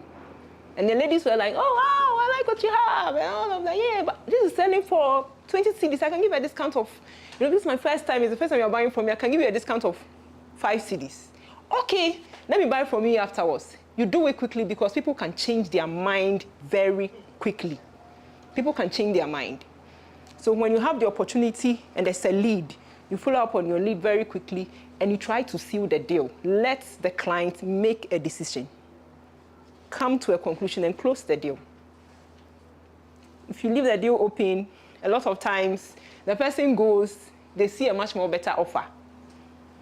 They see someone who's a better competitor than you are. And when there's a better competitor than you are, then there's a very high tendency they might want to change their mind and patronize that service. So, I tell you, that is very true. I have a good point there. So today we are going to be talking about selling or sales and why we think that is very important. Some of us, you had the privilege to join us last year and we extensively discussed marketing. And in the process of discussing marketing, we helped you know the key foundations you should lay. So then when it comes to your selling, it becomes very, very easy. So before I quickly jump into selling, I'll just give a brief overview of marketing. Just a few things. Number one, if you want to have an excellent flow for sales, one of the first things you do is that you establish a unique brand identity. We've extensively discussed that in this room. So then your brand is quite easy to pick out among the large crowd, whether on social media, whether people are meeting you in person, or wherever you are not present and the product or the service experience is being talked about. That is number one. Number two, have a value proposition. What value are you offering? That's very important. What value are you offering? Why are you different from any other brand out there within your same industry or sector that you are kind of doing whatever you are doing? And why should I choose you over all the others? What pains of mine are you taking away? Value. And I think Pastor was like hinging on that over and over and over, about how even you, as a young person who leaves school, you should be valuable, you should have value. So then I can decide to say, I keep you in my company. What he spoke about, that work 2 months, later go to your HR, say, oh, I've been here for 2 months, I'll be grateful if you give me some form of trust. It's a value proposition pitch you are going to make. If you have proved yourself enough, when you go, they will take your request and make an offer. And that's how some people even get jobs. I recently had a lady at the AFCFTA office, African Continental Free Trade Office. She recently just got an employment because she proved her value for almost 2 years. After national service, people left. She never left. She was very patient. She worked, and what people go and study for master's project management to come and teach. For her, because she stayed on, she was able to sit under project managers, master's degree holders, and she learned the work. And that very agency have had a lot going on for the past 4 years. And she's a competent project manager, even though she might not have the certification, but she has the skill. And because of that, the agency and then the government decided to keep her because she proved herself worthy. Value proposition. Why? What pains of mine are you taking away? Why should I keep you? So that's another thing you have to take care of. I think we spoke about how you should establish your niche, your market niche. Find your market. Most of us are not able to sell because of that. You don't sell because you would go to someone at a particular space. Let's say, for example, you are holding a dress, or say you are selling a dress, which is not a designer clothing, right? And you find yourself among a space of people who are used to purchasing designer clothing. And what you are having as a dress has no value. And you go and try to convince the person to buy. They wouldn't even. You didn't even identify your market in the first place. So very important, you identify what your market is. And I think we extensively discussed that here, how knowing your market characteristics, how they behave, the trends, all of those things are very, very key, and it's very, very important. So then you are able to kind of know how to sell. We also spoke during that session how it's important you are able to map out your distribution channels. It's very important for sales. And it's one of the few things which is really missing especially in West Africa, I would say, because if you go to some places like Eastern, Southern Africa, those economies are really maturing, that systems somehow automatically have automated things. So it seems like there's much more leverage, and especially in the West, they have more leverage. On our side, it's not there. You have to be strategic at mapping out what distribution channels will work best for my product. And I think we used her products as an example of, will it be great if you have your product at a mall or within a community, a place where someone can quickly jump from their house and pick it up if they need it? Is it that every time everybody has to call you? If they need a product, they have to call you. You are living at Mamprobi. The person is living at Trasako. And every time the person will have to call you, hey, Amma, I need XYZ. The person will just dash out of their house, walk into East Legon. Maybe you just walks into A&C Mall to shop, and the person might find an alternative competitor. And even though they might love your product, at the moment, if it's a need for them and it's something they need to use for a specific thing, they might decide to say, let me do hair next month. I have the product handy now. Let me just buy and go my way.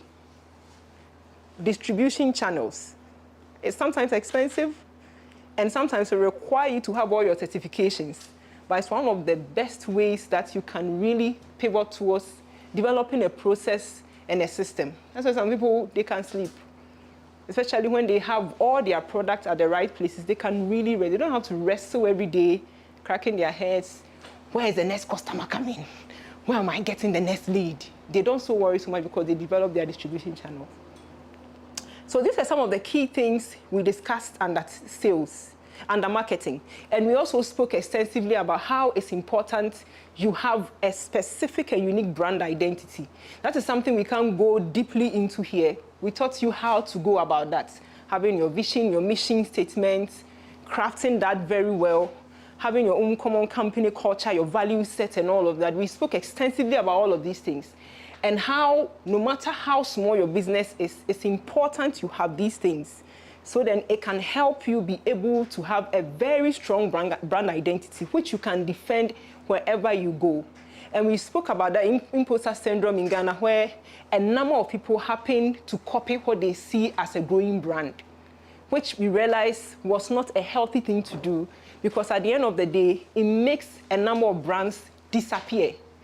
Now, everybody is XYZ Couture. Like,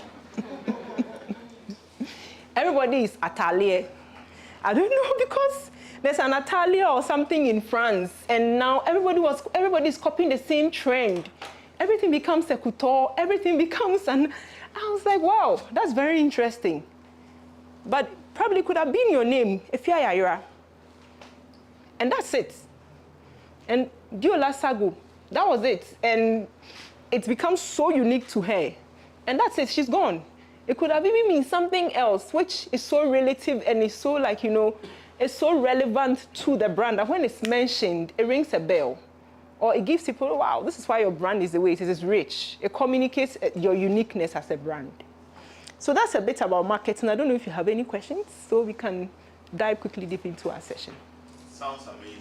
Where are we going to get previous session? Please, it's on YouTube. Okay, so Previous session is on YouTube, what should we please. get that to? INME Global YouTube channel. Right. So please, I think they shared the links even after Pastor Francis' session. The links were there. Please follow on social media and then check the YouTube. They put all the sessions that we have in here on the platform for your learning. All right, thank you. Okay, please, is there any question?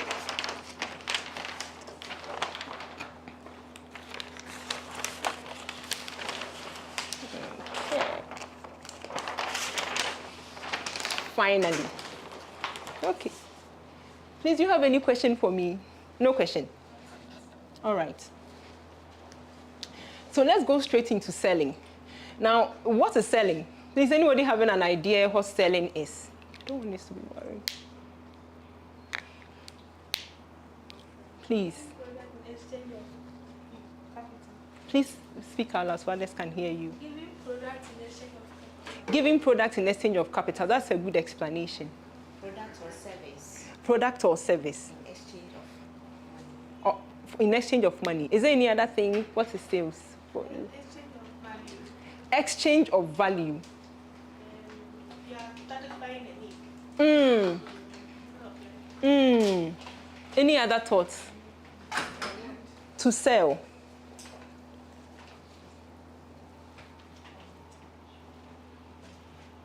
Any other thoughts? There's no other thoughts in the room. Okay, that's perfect. So I think basically we'd start from what you said. It's actually creating value.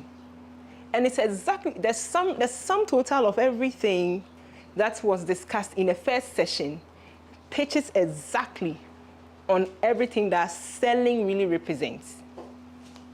The ability to sell is simply to find a need and to create value. The moment you're able to create value and impact, there will be an exact exchange. And he was hitting on it on several counts. Like somebody say, hey, you can do IT work. Definitely when the person is coming to hire you for your IT work, they will ask, how much will you charge? So then it becomes that as a business owner, one of the core things you should focus on is offering value. So please take your time and then probably you check out some of the mass sessions we've had in our classes here, because that really would help make this session very meaningful for you in going forward. Because what I'm just going to focus on is to just teach you the confidence to sell. That's all. But then if you have all the other foundations that have been laid here in this school last year, it would really position you to do this with much more confidence. All right? Okay. So selling basically is providing, as she said, value. So I said to solve a need, create value, to guide action. And so when it comes to selling, what do you think is very important to take note of if you want to sell a product or you want to sell a service? There's a demand for it. Someone mentioned communication. What other thing? You mentioned demand. What other thing?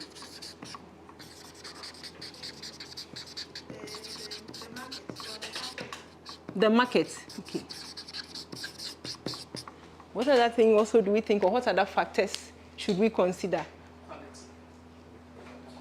The quality. Product or service quality. Please be confident, speak out loud. We are selling. Competitors. Okay.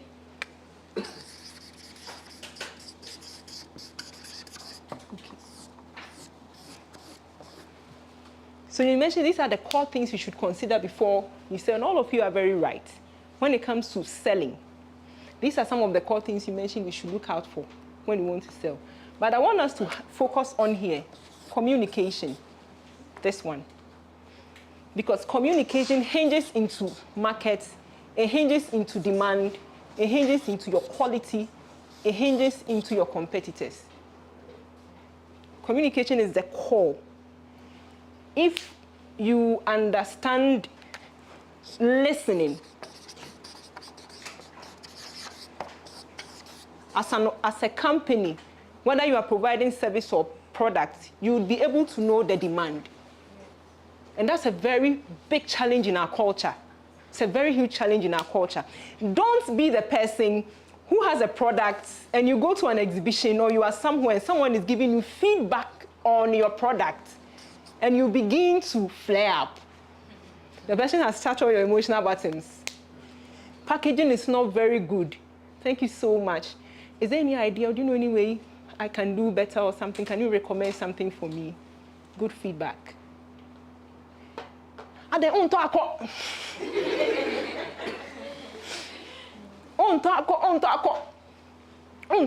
You just closed the lead. You just closed a lead. And it's a cultural thing. It's a cultural thing we have to work on. And remember, as you are selling, or if you want to create value, you are the one giving a favor out. The other person bringing an exchange of resource or money, it's not, you are the one who is giving the value. You are the one who is giving out. You are making the offer. And so you should really hone in your listening. And listening could come as your observation, not only just audio, your observation, even the way people even react. When sometimes, for example, they come to a workspace, sometimes can even tell you, you are sewing, you know how to sew, but your space, the community you are in, the offering and everything, somebody doesn't even want to drive all the way and come and park a car. She will tell you, if it's possible, can you get someone deliver the thing to me in the house? When these things become consistent, you have to work on it. You realize that, whoa, it looks like you are getting a different level of clientele who prioritize comfort, who prioritize the environment, sanitation, and other things. I need to quickly pivot. But then you have someone, 20 years, the best tailor in the neighborhood, the man will be in the same spot and will die in the same spot. But maybe it was just a physical change of location, and his business would have taken a different level of turn. Communication is key, listening. So it's the thing, if I want to be able to close sales where my product or my service I'm delivering leaves me, I have to learn to listen to what clients and customers want, not what I want. And it's a very emotional thing, but we all have to learn it. We have to learn not to put ourselves at the center of the product we create. For creators in a room, it's a difficult thing to do. But at some point, you have to separate yourself from your service you are offering and the product you are offering. Have your values, let your values and your ethos lead the product. Great. But make sure the person you are trying to target, or the clients you are targeting, or the customers you want to do this for, your values and ethos are aligning with them. Or else you'd always have a lot of conflict. Example, somebody sells soap. She likes sugar. So, when she's selling the soap, she doesn't think of what we like.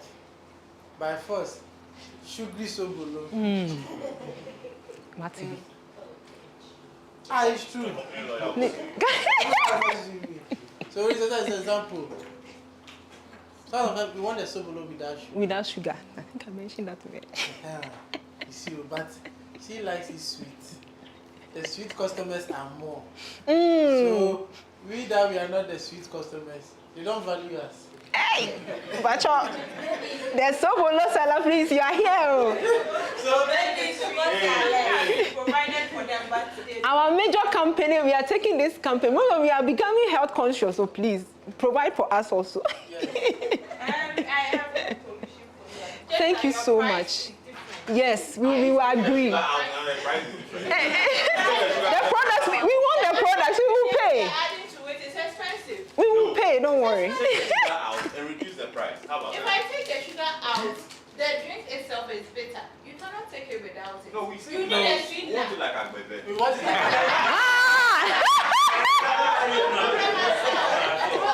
Those people, you let me know, I'll do it for you.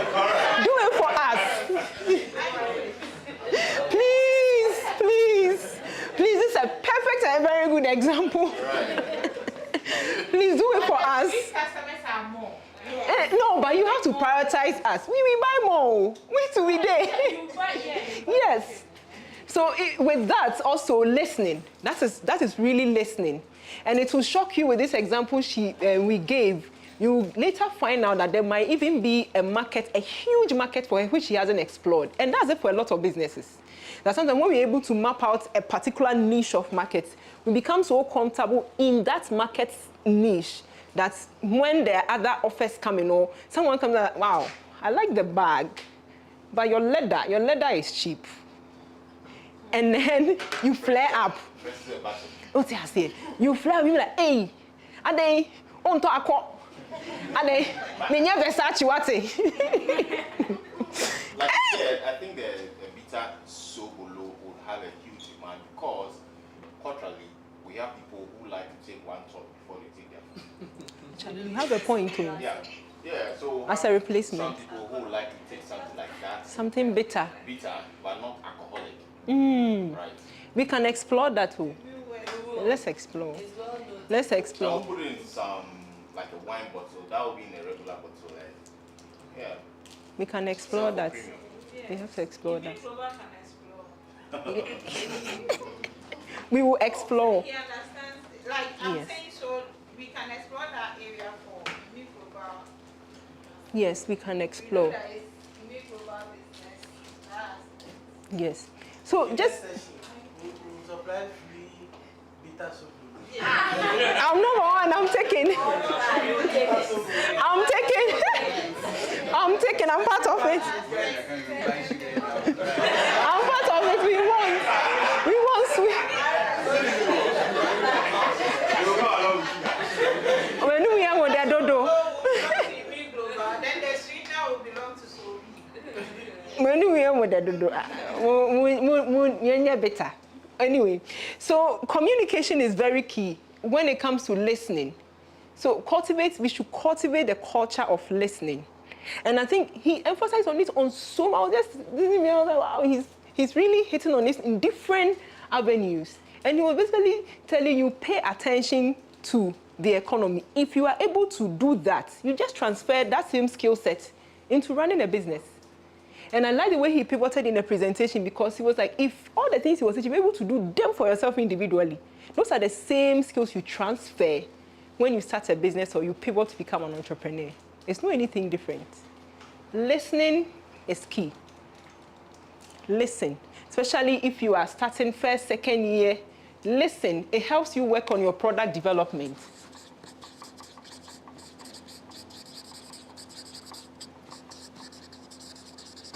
Or your service delivery.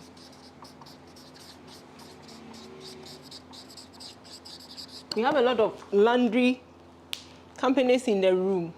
So I recently introduced a lady from one of these East Legon people for one of our ladies who's in the cleaning business. And she told me, Damaris, I'm not using her services again. Before I called the lady and gave her context. This is a woman who carries all her clothing to London to take care of her cleaning, her laundry. She will carry her used clothes back home to London and clean. So it's like, in getting this client, really please do your research, find what is happening there in that industry, and then figure out how you can serve her in a way that you can retain her. And secondly, also, there could be a form of premium service you are offering for this specific class of people. And she's someone who likes to recommend. If you are very good with her, she would recommend you to some of her community and all. And then last month she called me and was like, She called her.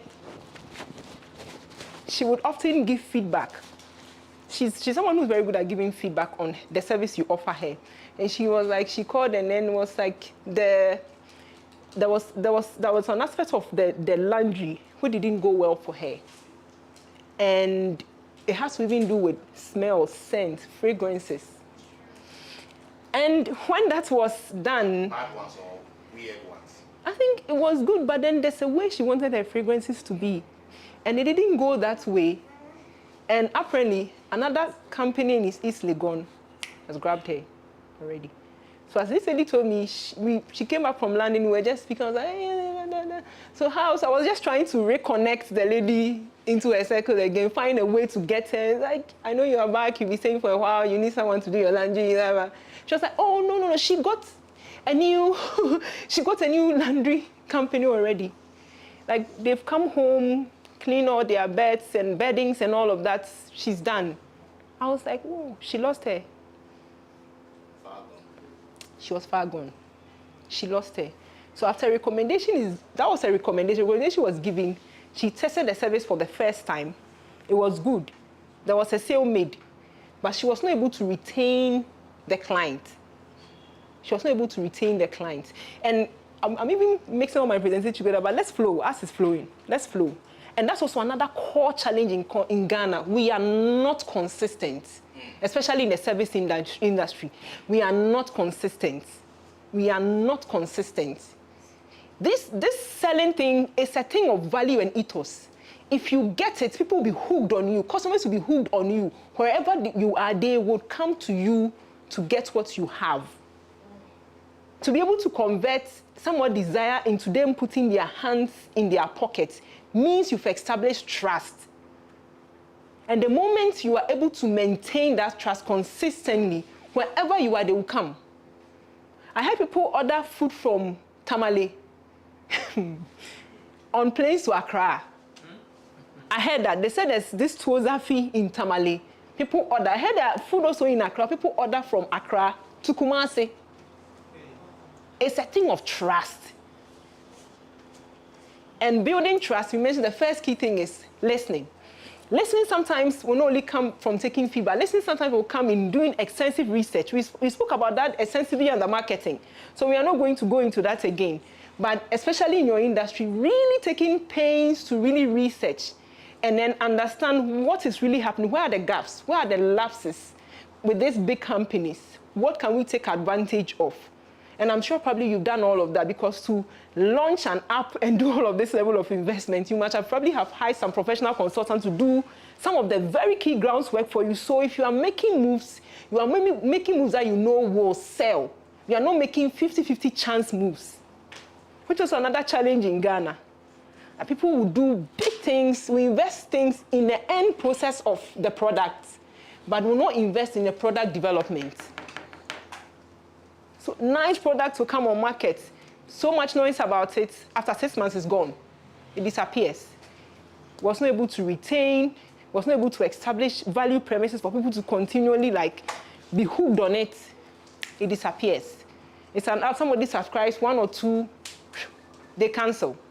Because the issues are too much.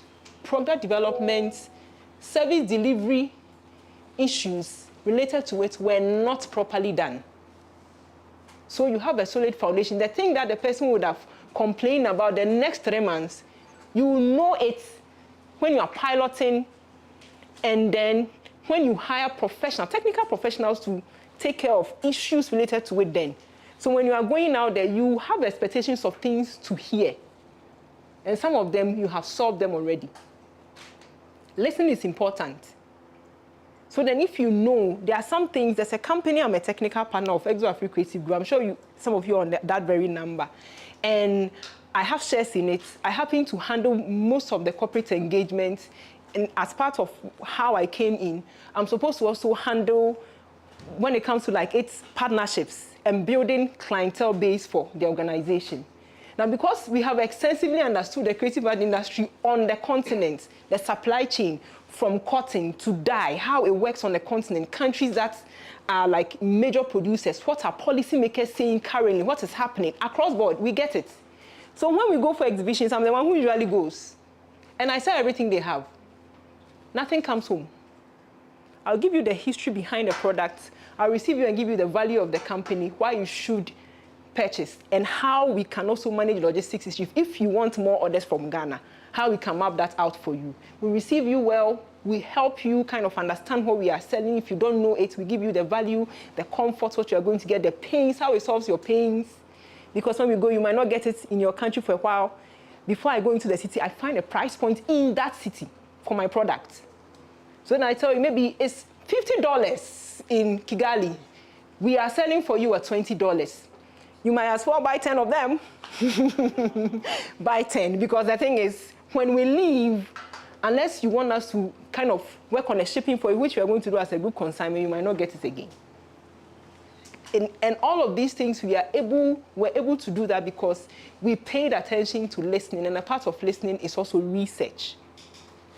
Now let's move also into March.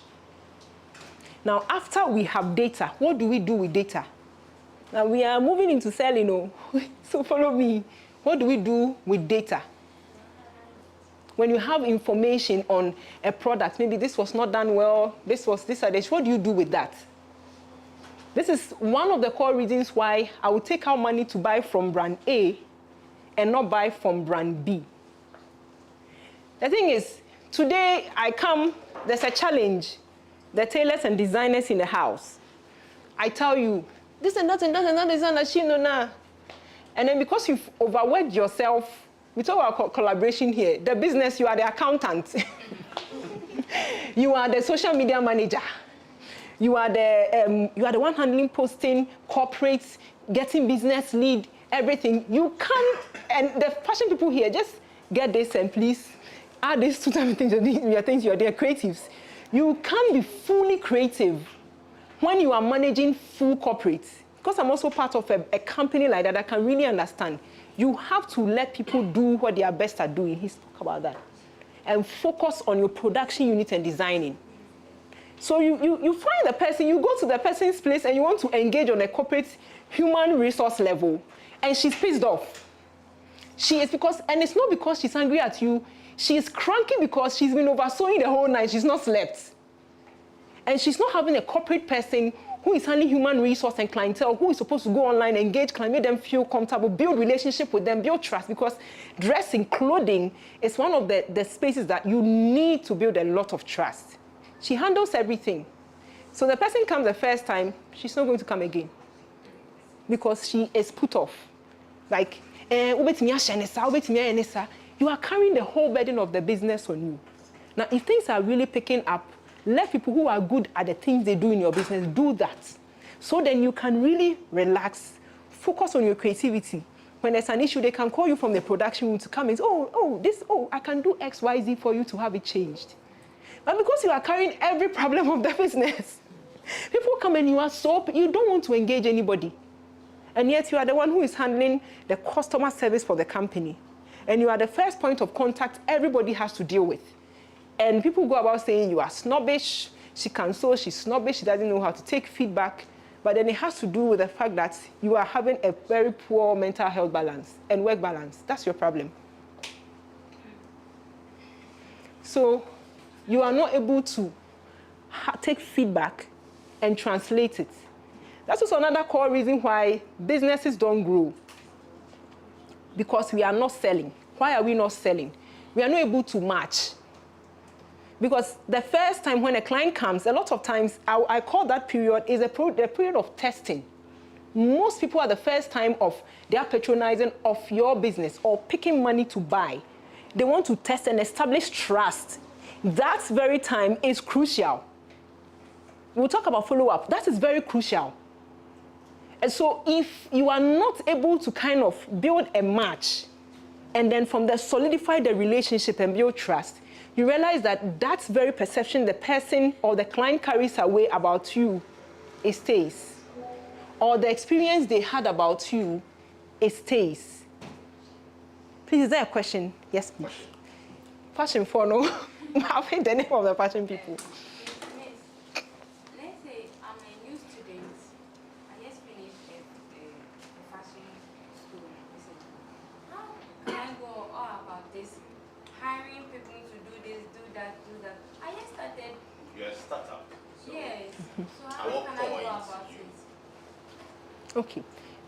For me, I can speak with authority because I've been in this creative space a bit. I always, when I do trainings for fashion folks, I tell creatives, if you are a young creative, don't start on your own. I always tell them that.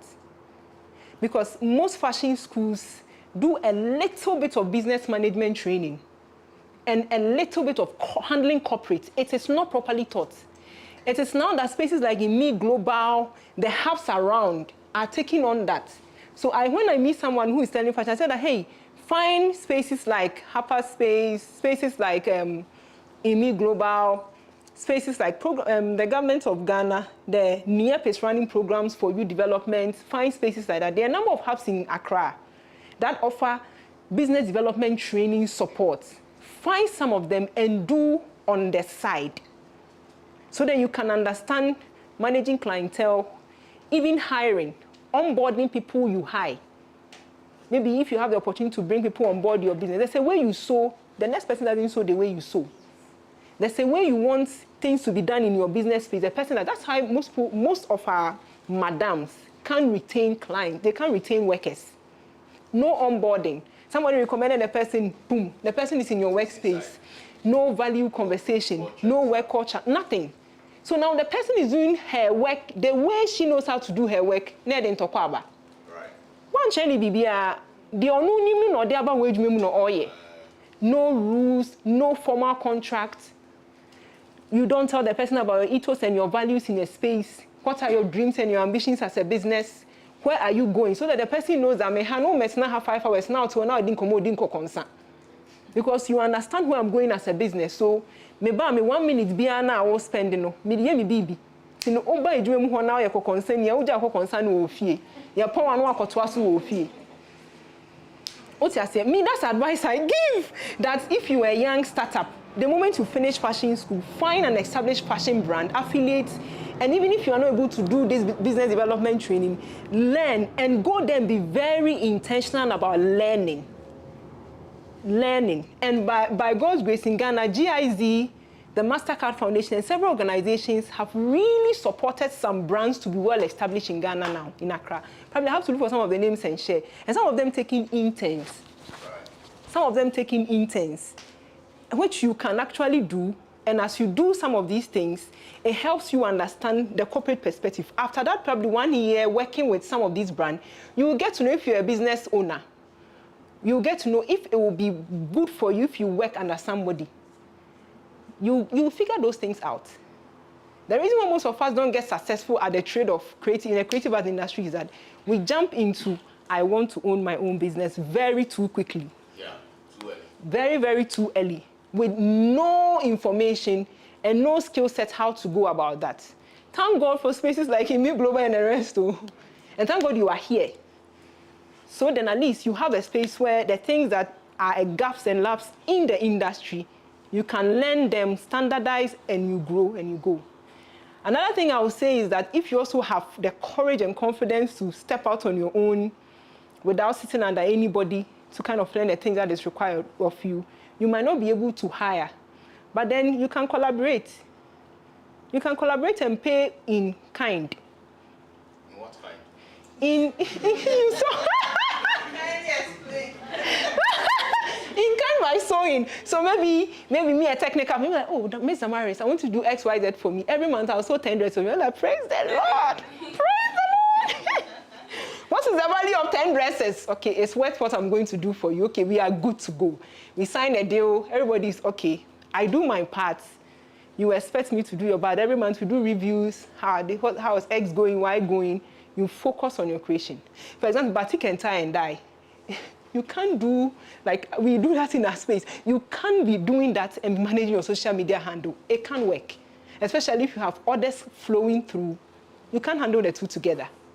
It's a dirty job. When do you leave in the evening to go and sit? You are so tired.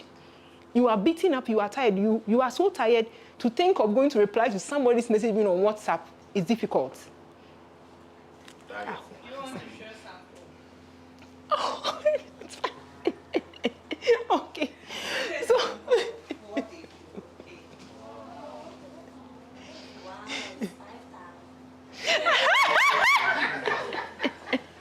so that's a branch of the company, and we do fabrics as well. So that's some of it. Okay. You do a lot. Don't you get tired? I think you need an I don't do. Hey, you are selling to me. You are starting selling. You want me value? How much do I have to pay? How much do I have to pay? Hey, what type of kind? Okay. Okay. So I think we've already pivoted into fixed leaks. We are talking about selling. Oh, we are getting there. Yeah. So we are talking about selling. Yes, please. You also use like very relatable ideas. Yes. It doesn't mean that the one that you shared are not. Yes. So say someone sells like honey, someone sells like gari, someone sells like granite in tea. So if we could use that, so like listening, When do I start listening when I don't have first client? When do I build my ethos or brand when I don't have my first client?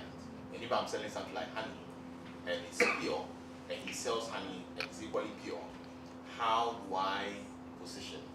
Right. So general questions. So if anything comes up, if we could use a very specific example like you sell granite, how do you go about it with whatever you're saying? Right. Okay, I will do that. All right. Thank you. So Francis, they are taking us back to marketing. Oh, no. But this session is not marketing. We have new people here. So yes, it's true. Like we have to. Yeah, as we go forward. Yeah, then they go back, go check it. Okay. Right, so that they can follow and relate with whatever we are seeing. Yeah. Okay. So for us, for listening, we treated listening extensively during marketing.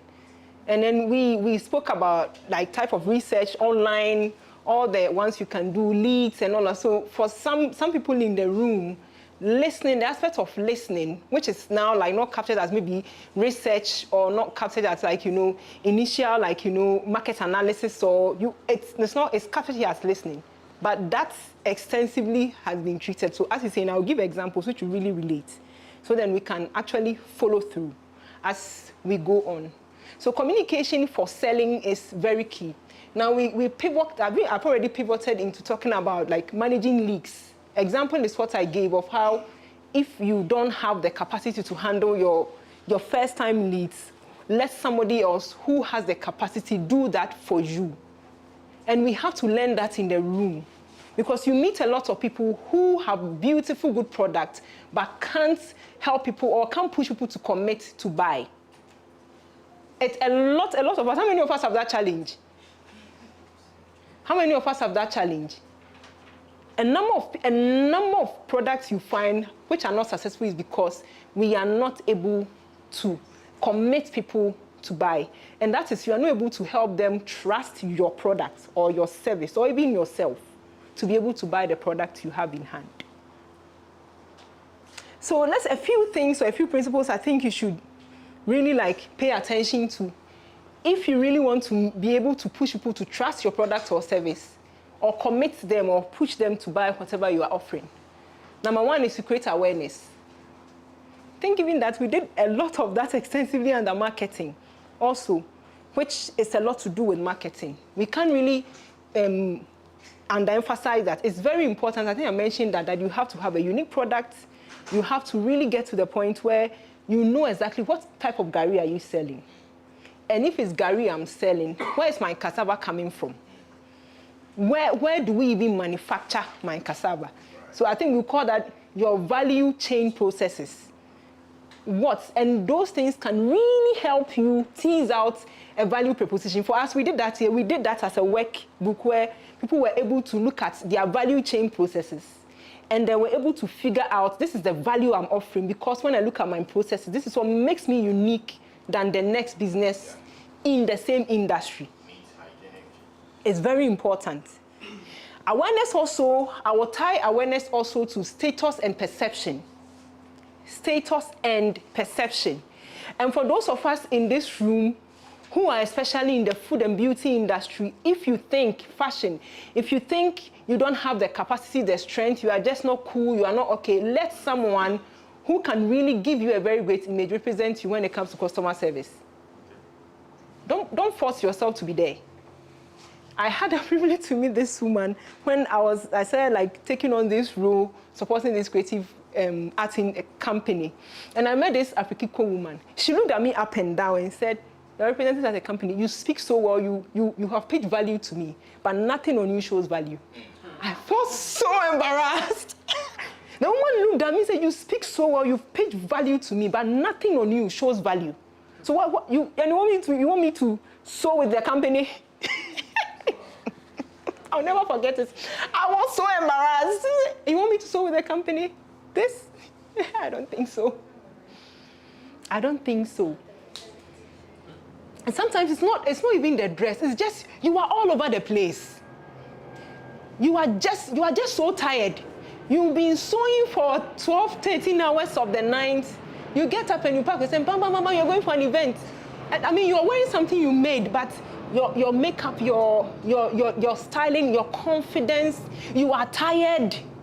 People can engage you and all of that. Your demeanor, your presence, nothing compels someone to buy. But what you are selling, remember when we are selling products, image is what also helps build trust. Status perception. That's how come all of these other big brands we have invest a lot of money to make sure they get to pull a particular type of perception in your mind regarding what they are selling. So when they're able to build that trust, they can get you to pull money to buy. So if you think you are too tired to do that, let someone else who can probably dress up, represent you do that. There are some brands which they make super simple dresses, for example, but then the kind of females that represent them just screams luxury. It screams upper class, high class. The skin alone. That's so when you want to approach and then you realize that because of that pool, specific type of people approach them. She was wearing it, I want that. She was wearing it. I saw that on her status, she's wearing it. And usually most of these people we call her influencers. But the person doesn't necessarily have to be an influencer. It has to be someone who knows how to put herself together and who is confident and can represent you. Yes. But a product can be something like pocket square. Exactly, even that, even a watch. Okay. A watch, even as simple as that. Right. I think I'm for this lady today, but let's spread it wide to other industries to sell and all of that. You said you sell appliances, you do exports, but sometimes your dressing doesn't show it. Your dressing, we come to your house and your house is as empty as anything. But yet still, you see, but yet still, you are exporting. Do you guess why it becomes difficult for someone to commit their money to you? They won't. Because the product you said you are selling, I mean, if you are, will you see? So I think this session is just about how do I get people to trust me? Because if you trust me, you give me your money. I'm going to tell you, they'll give you their time, they'll give you their money, they will trust their babies to you. That different services, different industries, so the person will trust her underwears and all her dresses to you. It is trust. Laundry. The person will trust their health to you.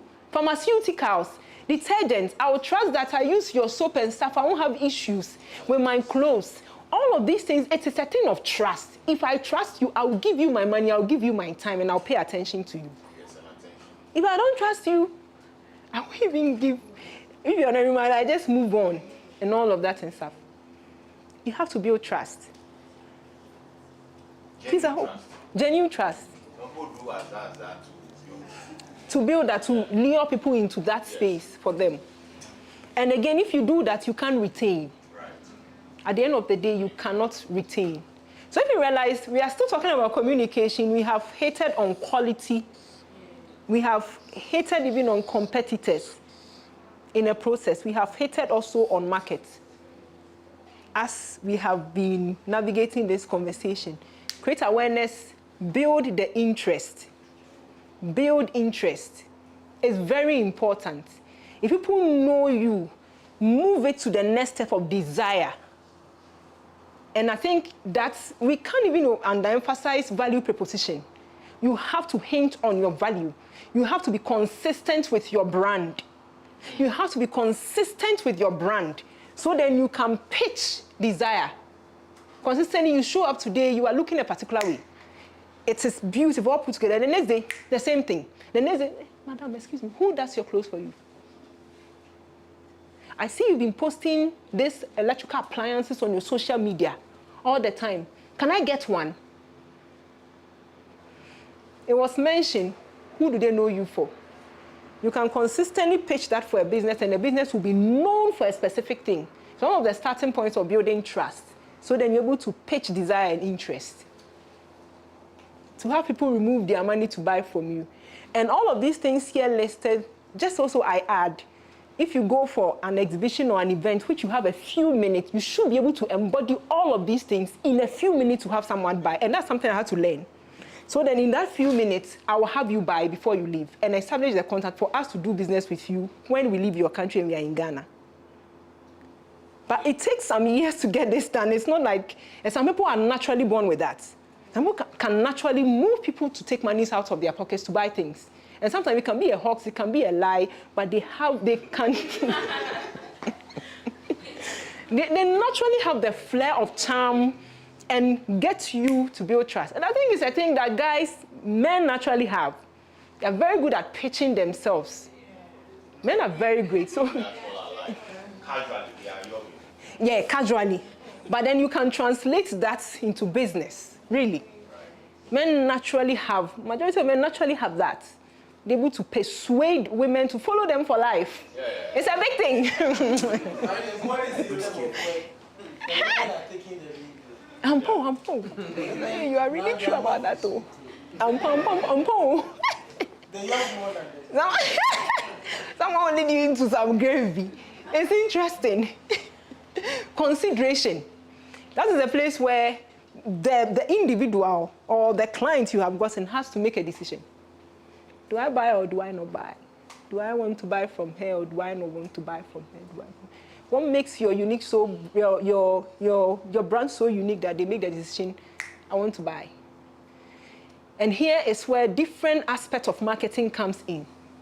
Can you be able to pitch that this is a need? If you go, you might have to get XYZ at this place. Like I was telling you, when we enter the city, I make sure I go and check what other people also have for batiks. And I go to all the high-end shops. I go to even the markets before I come.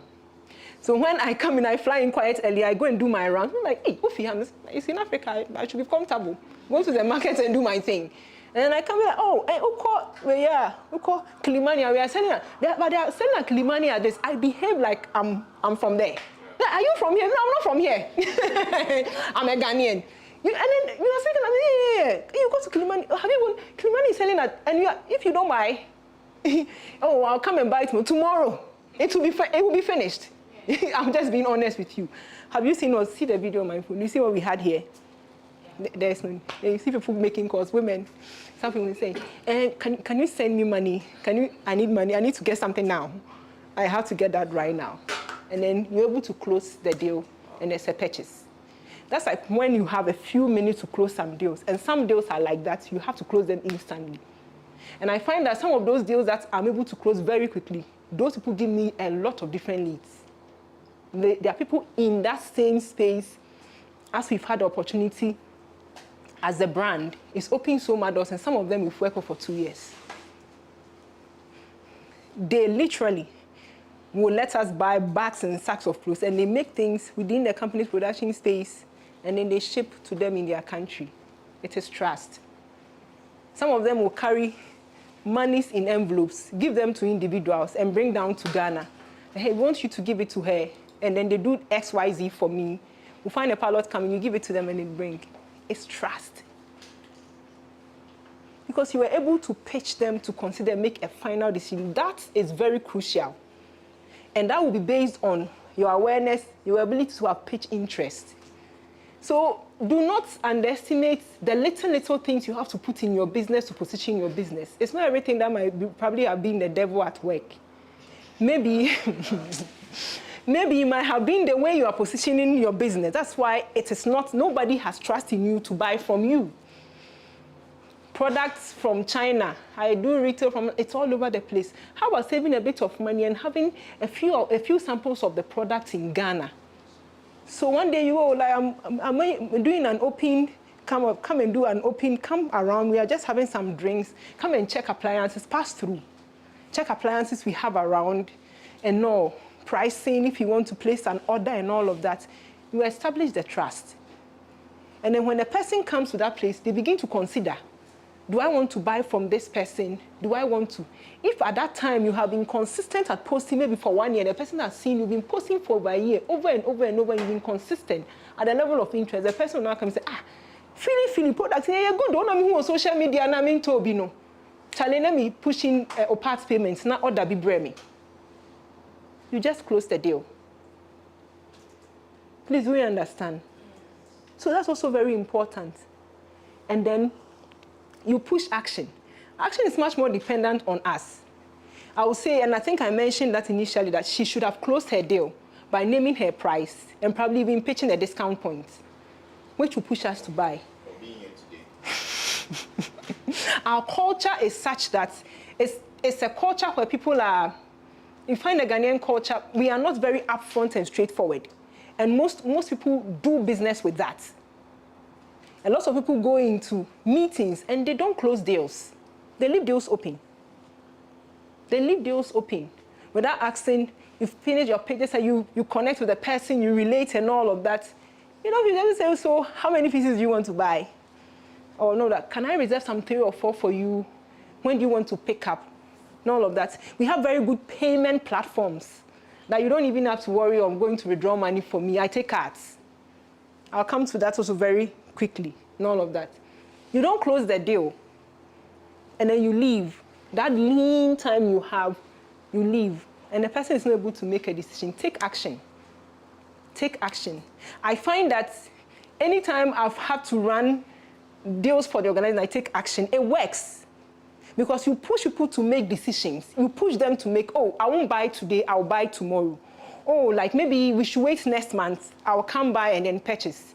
Or maybe take my card or something, take my card, or maybe let me leave money with you, and then like, tomorrow I'll come for it. Be persuasive, but be gentle.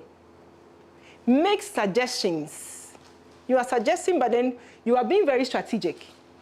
By saying we take cards, we take mobile money, like, hey, if I buy, you're convincing somebody maybe in another country, if I buy, like, yeah, we take cards, you can do bank transfer. If the charges are too much for you, there seems to be M-Pesa Global working in Ghana. We also just consolidated, what's the other platform, which is now working across Africa, and even across, Paystack.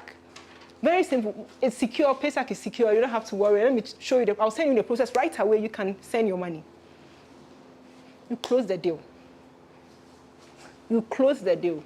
You find that the more you do that, you can be writing and recording. You find you're able to close a lot of leads. And some people can give you promises which you can follow up on. Because when you leave deals open and you want to kind of follow up, you don't know how to start a conversation or what to say. But when a person commits, when you call, it's easier to say, yeah, I was just following up on the conversation we had the other time, and you said, hey, we should come and maybe we should bring in some.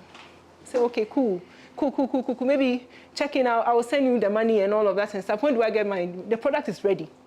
You have to be upfront, be persuasive, be nice, be kind, but communicate, take action, and be very clear. Don't leave it open. Don't leave sales open. And don't feel guilty doing that. I know it's a cultural thing, like you feel like you are being too upfront, because our culture doesn't allow us to do that, but please don't feel any bad about that. Do that. Just be upfront, so then you are able to sell more and all of that and stuff.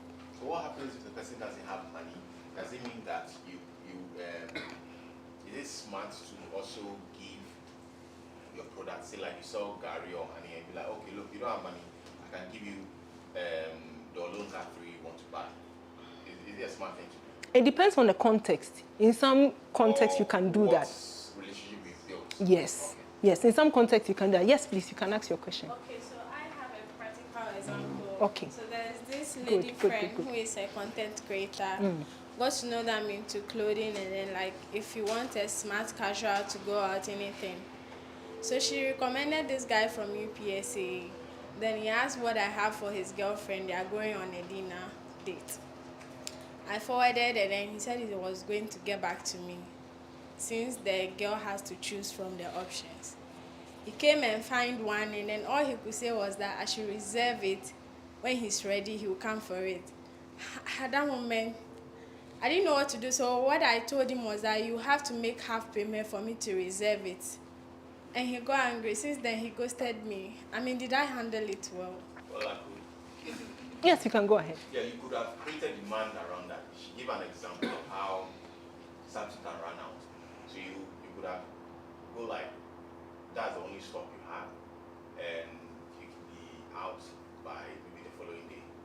You get it, right? So you create some small demand, right? So that you make some commitment. That is one. Okay, that is one. That is a very good one you gave. And in your case also, I don't want you to also feel guilty, because every business will have its policies against that. But I love the fact that he mentioned create demand. Creating demand is very, very good, and it's very important because it pushes people to make a decision. Okay. Whether they will pick or not pick, especially if you've been able to pick interest through awareness. And a lot of times, your strategy and what is mentioned is done if you have really worked on picking awareness. So sometimes the question someone will ask is, how did you even start the interaction and conversation? Good. So he tested first and was like, so and so, give me your number that you are into clothing. Can I get sample of your dresses for my girlfriend? We are going on a dinner date. Then straight ahead, I sent him what I have available. Then he chose. Then he said he was going to get back. He came back with one option, and then this was his. And then, yeah. So it wasn't that we knew each other for a very long time. Yes. Yeah. And then personally, the reason I'm feeling bad is like a recommendation. And then it means like I've spoiled my own thing in my own hand. I don't know if you get it. Yes. Yeah, don't feel bad. People have interesting strategies to check out. Right? Yeah. Maybe have points around that. Yeah. No, but I think what she's referring to, there's nothing wrong with her approach. Yes. Because more of like, if you want it, you have to make her pay. Yes.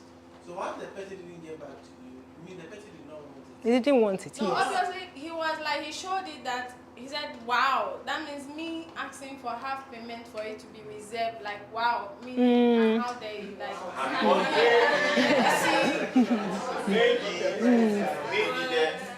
So me in business, I like to view it from the angle that that is not my customer. Yeah. Because if that was my customer, I would have made a reservation, or I would have said that, okay, give me close of day, I will get back. I will get back to you. I will not be angry. But I feel the right customers understand that to get, for instance, you want something from someone, the person to reserve it. What if the person to maybe is going for it from someone or that? Right. You could just tell the person that, so there's nothing wrong with your approach. Maybe that customer wasn't the right fit for you. The right kind of customer. You don't have to feel bad about it. You don't have to. Because me personally, I see nothing wrong with there's nothing wrong with her approach. The reason I'm saying there's nothing wrong with that, I've had similar experience in my career path. Yes. And I've lost a lot of money on that path. Somebody comes, wants a service, reserve it for me. Because you don't want to lose, okay, you go ahead, you want to do it. Then when they don't pay or come call back for it, you lose. They don't care. But with time, when you call, I realize, okay, pay. If you don't pay, I'm sorry, I can't do it. Yeah. With time, we have to realize that people began to pay. Those who don't pay mean they don't need it. They also don't care. Yes. With time, I realized that it personally helped me. Yes. Because at first, I was scared that because I asked for payment, the person chose a different provider. Over you. But I got to a point now, when you come, I tell you, this if you policy. pay before I can start the process. If you don't pay, I'm sorry. So if you pay, I start. If you don't pay, I'm sorry. Right. So let's say with your product, if it was what our advice is, if in a similar situation, what can be done is, okay, it takes payment to confirm reservation. But anyway, anytime you are ready, let me know. If it's still available, I will let you know. So that one, you've made it an open suggestion. It only takes, I cannot reserve it unless half payment has been reserved. But if nobody buys it, anytime you're ready, call me. Now if the person calls you, if they don't call you. Yes. I think I was going to... Sometimes at the beginner stage, it's very dicey. Yes, it's very dicey. You are a bit desperate for customers. Yes. You are a bit this. So those things, it gets you to move. But from experience, the reason I came in is because I have your experience several times and I've lost a lot of money out of it. I've lost a lot of money out of it. So it got to a point now, I'm straightforward. You pay or no. Some will say, okay, I'll get back to you. They don't get back, I also don't lose my money. Because there is one, for instance, maybe the clothes or the dress, she's going to buy it from someone. Because the person said reserve, quickly she rushed to town to go and buy it. The person doesn't come back for it. She has lost her money. Yes. And truly speaking, he has said everything. Exactly. So initially I wasn't having capital. So what I do is that After negotiation, I quickly ran. Then what I have on me, I pick the clothes. I know I'm getting half payment from your side. I bring it, I get my money within this period of time. I started doing that, and then no more money was coming. The rest of the half, I have to beg for it. And those I thought I have trusted a bit that I can use my money to buy wholly and then bring to them. Now when you are taking your money, they start breaking in 5 cedis, 10 cedis. How can I sell 250 to you? You are paying 5 cedis, 10 cedis. I didn't like send 5 cedis, so yeah, I even boarded car. Yes. So you see, that was what led to me making this decision. If you want it and you are interested, you make half payment, then I go ahead and then sacrifice the rest for you. But yeah. I think I was coming to say every company has their policy, and then someone came in directly. And I would say that have your policies and stick to them. All right. That is one thing I help my creative art partner, the company I'm a partner of. I helped them because the same desperation was there. We have to. Yeah. And I said, no, I'm here. We are not going to do that. We are going to adapt a particular company culture, and we are going to use that to navigate our clientele base. So we know who is for us and who is not for us.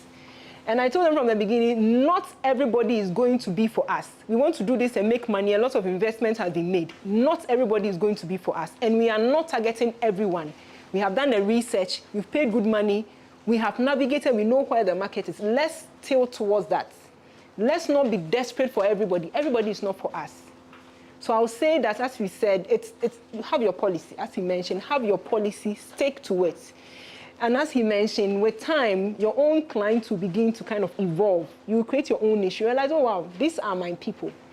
And if someone is not for you, as he mentioned, if someone is not comfortable with your terms of doing business, they will leave. They will leave. So it's better to have 10 people at the end of the month, and you can see your 2,500 in your hands, freely, than to have 50 people at the end of the month, you only have 0. Because at the end of the day, you spread that money across board, everybody, money is here, this person is owing you this, and you are frustrated. But if it's only 10, they are committed 10 people, they make payment even before you deliver, because they are sure of yourself, you build trust already. Some of them, I know her, you have this in stock, bring me, I'm sending the money, bring me. And there are people who do business with at Exo Africa like that. When I go there are people who send in huge sums of money for the year. They leave money. And they say, whenever you have XYZ, show me, let me reserve the things I want. Along the year, we'll have it carried to me. In another country. But then it is based on trust. So take your time and then build your community. Don't feel guilty about that. No, don't feel guilty about that. Yeah, the reason being, I didn't go to fishing myself. Like a recommendation. Fishing came through. Yeah, I can give you an example. Something I experienced, like say a week or two, right? And you feel good about what we are talking about. It's like big money, okay? And you end up losing when you make some small commitment. I don't know the price or the cost of the interest, okay? But don't beat yourself. I think it's a great learning.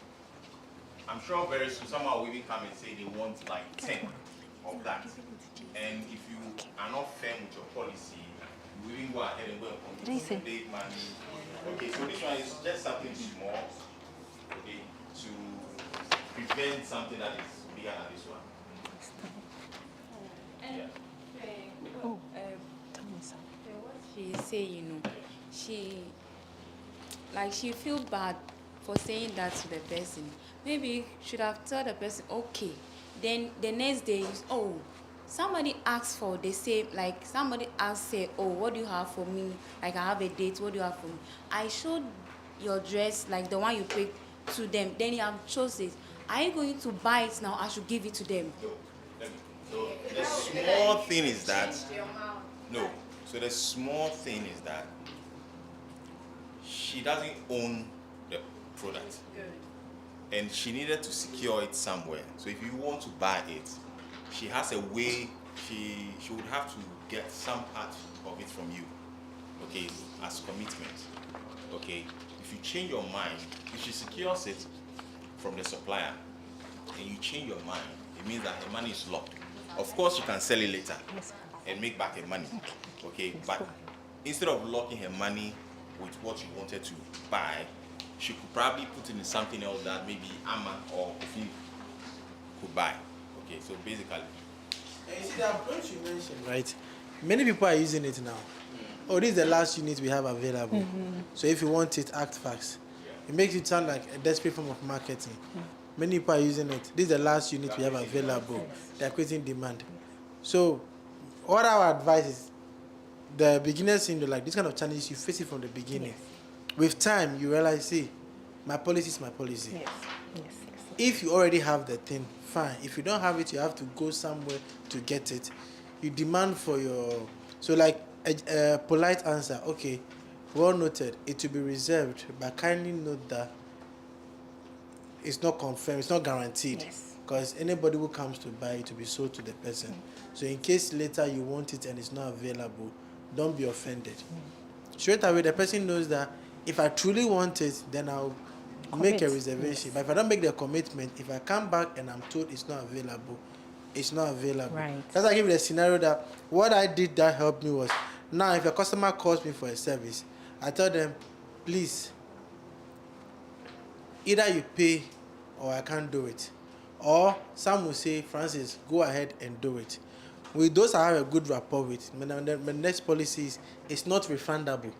So if I pay, even if you cancel after 5 minutes, you have to refund my money. There are some customers, when they cancel after 5 minutes, they will pay. Some too will not pay. Straight away, those who do not pay, I block them. If I don't block you, the next time you call me, you want a service, if you don't pay, I will not do it. Business with them, Because it got to a point, I realized having 10 cedis in my pocket is better than having 0. So I won't go and work and go home. If I have no work and I have 10 cedis in my pocket, I'm better off than to go and sacrifice and work and have nothing. So these policies, sometimes it comes from experience. So don't feel bad about it. It's your policy that you adapted. It didn't work with someone. It will work with another person. Maybe all you can do is to fine tune it that, okay, well noted, it will be reserved down for you. But just know that if somebody shows up cash to buy it, it will be sold. If you truly want a confirmed reservation, it's only by making a part payment, which is even non-refundable. Thank you so much. All right. Is that okay? Is that okay? Okay. So one more. Okay, so you also want to pray to get to the point where you've established some relationship with your supplier, where you don't have to pay upfront. Okay, so you just establish that someone wants to buy maybe dress A, but maybe they have a lot of it, and you don't have to actually pay for it until the person is ready to actually pay for it. Then you pay the supplier. Right. So you also want to also get to the point where you have some form of credit system with your supplier. Okay. You only pay them when you have received payment for what you are selling. Right. Thank you so much. Thank you so much for your feedback. Okay. So as we are just about to wrap up, but quickly, as we are going about the few discussions left, please take a few moments. If you have a pencil or a pen, and then let's try and see if we can fill out some of this. We've gone through what is learning. For those business owners here, this can help you if you haven't done, especially for those who didn't participate in the marketing class. There are a few things here to help you, like start organizing yourself to properly sell. So you can just start, who's your customer, who's your target customer, all of these things can help you be able to make a good sale. What's your pain point? What are you really solving? Your value proposition, those things are important. And then your sales funnel. I think we mentioned them. What are the actions you need to take at every stage? We've spoken about awareness, your interest, consideration, decision, and action. What are the things that you have to do quickly in your business to make sure these things can pivot you towards building trust and selling? Is that okay? So you can start doing them as we go forward, or you can also take your time and do them at home. But as we said, when you have the thing, when the metal is hot, you beat it very fast to shape it into what you want it to be. Okay, the question, please. Let's go ahead very quickly. We're about to wrap up. You see with the example she gave, yes. I'm like, what if you look at it from a different angle? Let's speak up. What if you look at it from a different angle? Yes, yes. And that maybe the person who recommends guy who came to buy the clothes. What if maybe that person is her friend and the person has spoken to her earlier prior purchase that, oh, reserve this dress from, I'll come and buy, and she did for her friend. And the friend recommended this guy, and this guy came and is like, oh, reserve for me. We didn't hear you. We didn't hear you, so you don't start. What I said was that, what if we look at her situation from a different perspective? That, what if the person who recommended her was her friend or probably someone that knew her, and the person told her, oh, reserve this dress for me, and she did it some time ago. She recommended another person, and then the person came and is like, oh, reserve for me. And you say, pay part payments before I reserve. The person is like, but then you did for, he won't tell you that you did for your friend, but then you don't want to do for me. Would you say that, or would you advise us that maybe whatever we do for customer A, we should do same for customer B? We shouldn't be, I wouldn't say biased, but then some people will get influencers to promote their brand online, and then the influencers will come, you give them premium service, but then when normal people like myself, we come, and then you are being all, I don't know, to us. That's how you lose, like, we the normal people. So what would you give, like, what advice will you give to some business owners who they give different clients different services? You have to be consistent.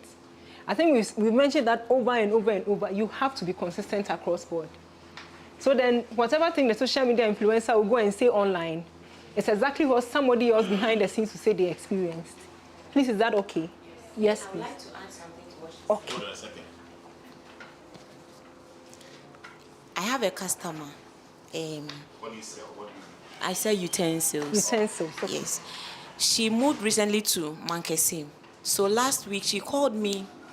A friend of hers wants ice chest, and for that my customer, I give it to her and I take the money monthly. But I told her to tell the friend that I can't give it to the person on that same terms. Yes. So she told the person to give me part payment before I can render that service to her. Yes. And she told the person, and she did exactly that. Because I don't know that fellow. Yes. I couldn't do the same thing to her, but I told her to tell her that this is what I do with her. Part payment before I give you what you want. So if somebody recommends somebody and you don't know the person and you want to render the same services to the person, you tell the person what I do to you, no? Tell her that this is what we do so that it won't create any form of confusion. Thank you. Okay. System and policy documentation is very important. Document your systems and your policies. Give it to your friends, even. Throw it to them. When you send it, they finish with you. Like, oh, but because it's you, I'll do X, Y, Z. So then when they are recommending you to the next party, they'll tell them, in this way, this is how they do their business. So the person knows that you are doing that based on leverage of relationship. But this is how you do your business. So the person will have that. So I take to Africa, I'll tell them, you send a price list across. And then when they prepare an invoice for you and it is pushed to your email or whatever way we want to send to you, the discount is clearly stated there. And we let you know. We'll let you know, hey, because I recommended you and you're my friend and you're in my community, we work in the same, so that's why they are doing this for you. But this is the actual price. And it's stated within their invoice. You get it. So that people don't get things mixed up. All right. Yes, you can go ahead. Okay, so it looks like you've answered part of my question, but I'll ask again. With regards to consistency, all right, she made mention of that you can treat every client's differently. But then in certain instances, you would have to learn how to treat different clients differently, depending on who they are, their personality, and then what they want. Yes. So for example, in my space, the creative industry, there are certain people that you would work with and they don't want to go out there. So for example, I may not post everybody's work, but I can post some people's work. Elsin here is my friend. If he patronizes me, there's a way I will talk to him, shake hands with him. But when our mentor comes around to work with me, there's a way I can talk with him. And then there's a way I'll relate to him. And even in terms of mentioning prices, for example, if I may charge somebody X amount. If I charge him X amount, it might scream that I'm not confident to do the work or inconsistency because of where he has found himself. Yeah, so maybe with the consistency, is there a definition for consistency? Because I feel we can be consistent with everyone in the same way, depending on who the person is. I think when we speak about consistency, the first thing we think about is the value you are offering. The value you are offering should not be tempered with. I think the conversation now is shifting from value to customer relation. I think we are talking about two things here: value you are offering and customer relation. I know when it comes to customer relation, there are a lot of different dynamics. For example, the same product in another African country is sold in dollars. It's not sold in cedis. And people are comfortable with the price point and the value we are offering. And the community we are selling that in are people who understand what we are doing and get it. And are willing to pay. And are willing to buy more. So as you were saying, the way our customer dynamic of relationship with them might not be the same as we might do with another person who is also maybe a middle class income earner. It might be very different. But even in that process, we make sure we maintain value. Our ethos and our value is communicated. What you did for your friend, you only gave him a discount. That's the only thing you did for your friend. But then your price point was your price point. You decided to give him a discount. That's all you just did. Is that okay? All right. So please make sure you standardize your processes. You document your policies. So then if you're uncomfortable to mention to people and you are scared that maybe if you tell them on the phone, you feel weak, you just push it on WhatsApp or by email. So the moment they read, they just read, and then now they can now open they will call you, oh, I saw you send ABC, okay, let's open conversations. If you feel uncomfortable approaching them, say, oh, wait, this is how we do our business. So I know it's a cringe thing in a Ghanaian culture. We are not very upfront with people. So send the documents, it would help. Now, a few things you should really note which can really help you promote your selling. We've spoken about a lot of them. Targets we've spoken about already. Value, we've spoken extensively about that. Pricing, and then again, tracking. I think tracking, we've done that extensively.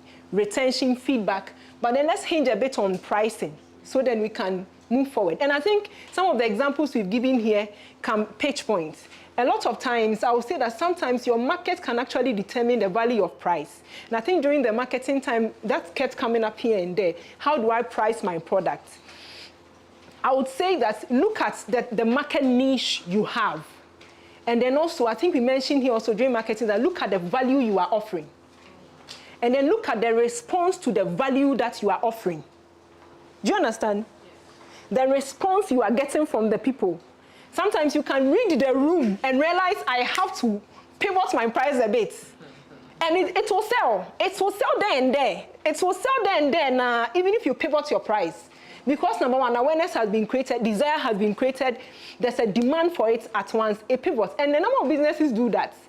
They create limited edition things to create desire for it. Everybody wants to wear that limited edition particular item. Maybe they say it's only 100 pieces.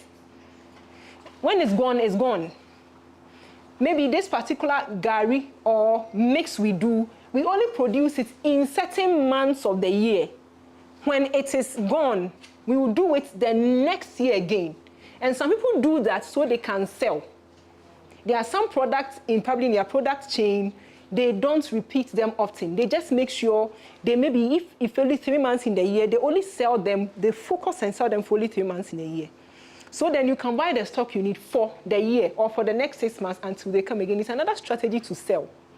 But then it can help you pitch your price points very well. And also create a need and a search for demand. So look and read your markets, understand your niche, get the niche, look at your competitors so you can pitch a good price. Number 3, also look at your quality of the product or the service you are rendering. And then we mentioned the value. Take feedback from clients, let them affirm your value proposition. It's true what they say XYZ about this product. When I use it, it's the same thing I'm getting. It's true, the service offer they are giving me, it is really true. These things can affirm what you are doing very quickly.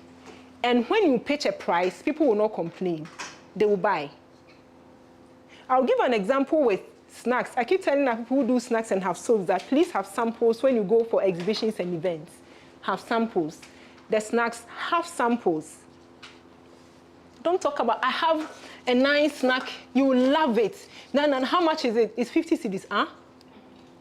Hey, wait, someone say, plantain chips are making me out of our traffic, move 20 Ghana. Who do you need 50 Ghana? But then how can you sell instantly there? Have a sample. Have samples.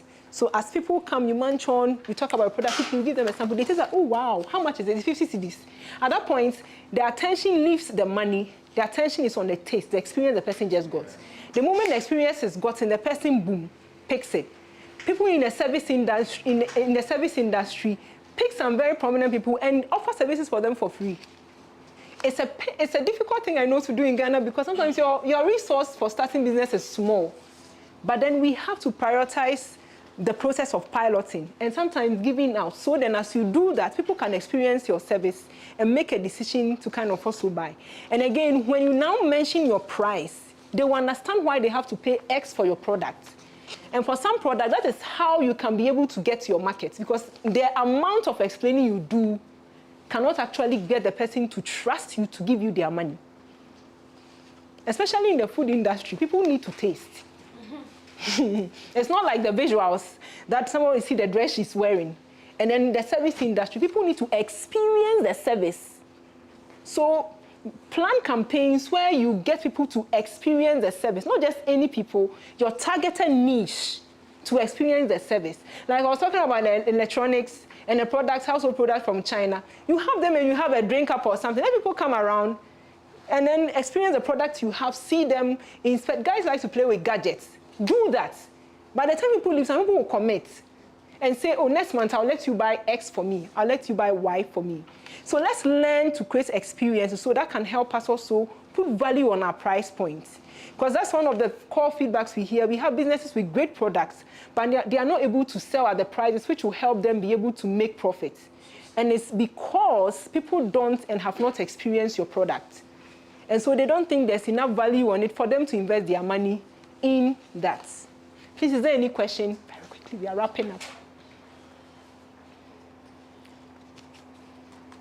We are wrapping up. Yes, please. All right. Okay. So for a startup, I mean, what we've seen so far looks or sound as if you need to be very perfect before you go out there. So for a startup, that is sort of like with an MVP or what's it called?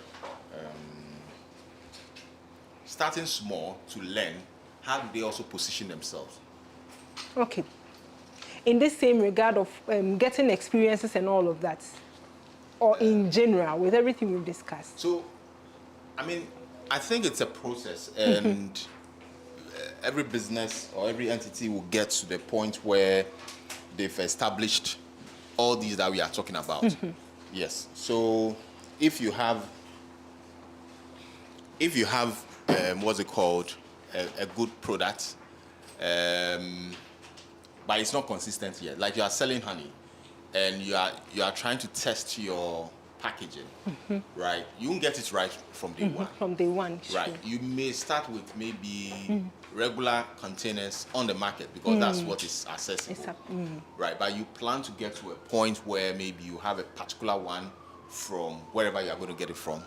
Maybe you are going to import them, right? So how do you go about some of these things? How do you differentiate when you are selling? So people sell Sobolo and like Mash Kenke and all these things in regular containers or bottles that everybody else is using, right? So how do you differentiate?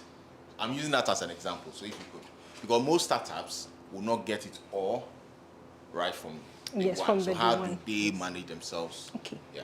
I think during the marketing time, we mentioned that one of the things that you can always do because there's support and resources around is document where you are going.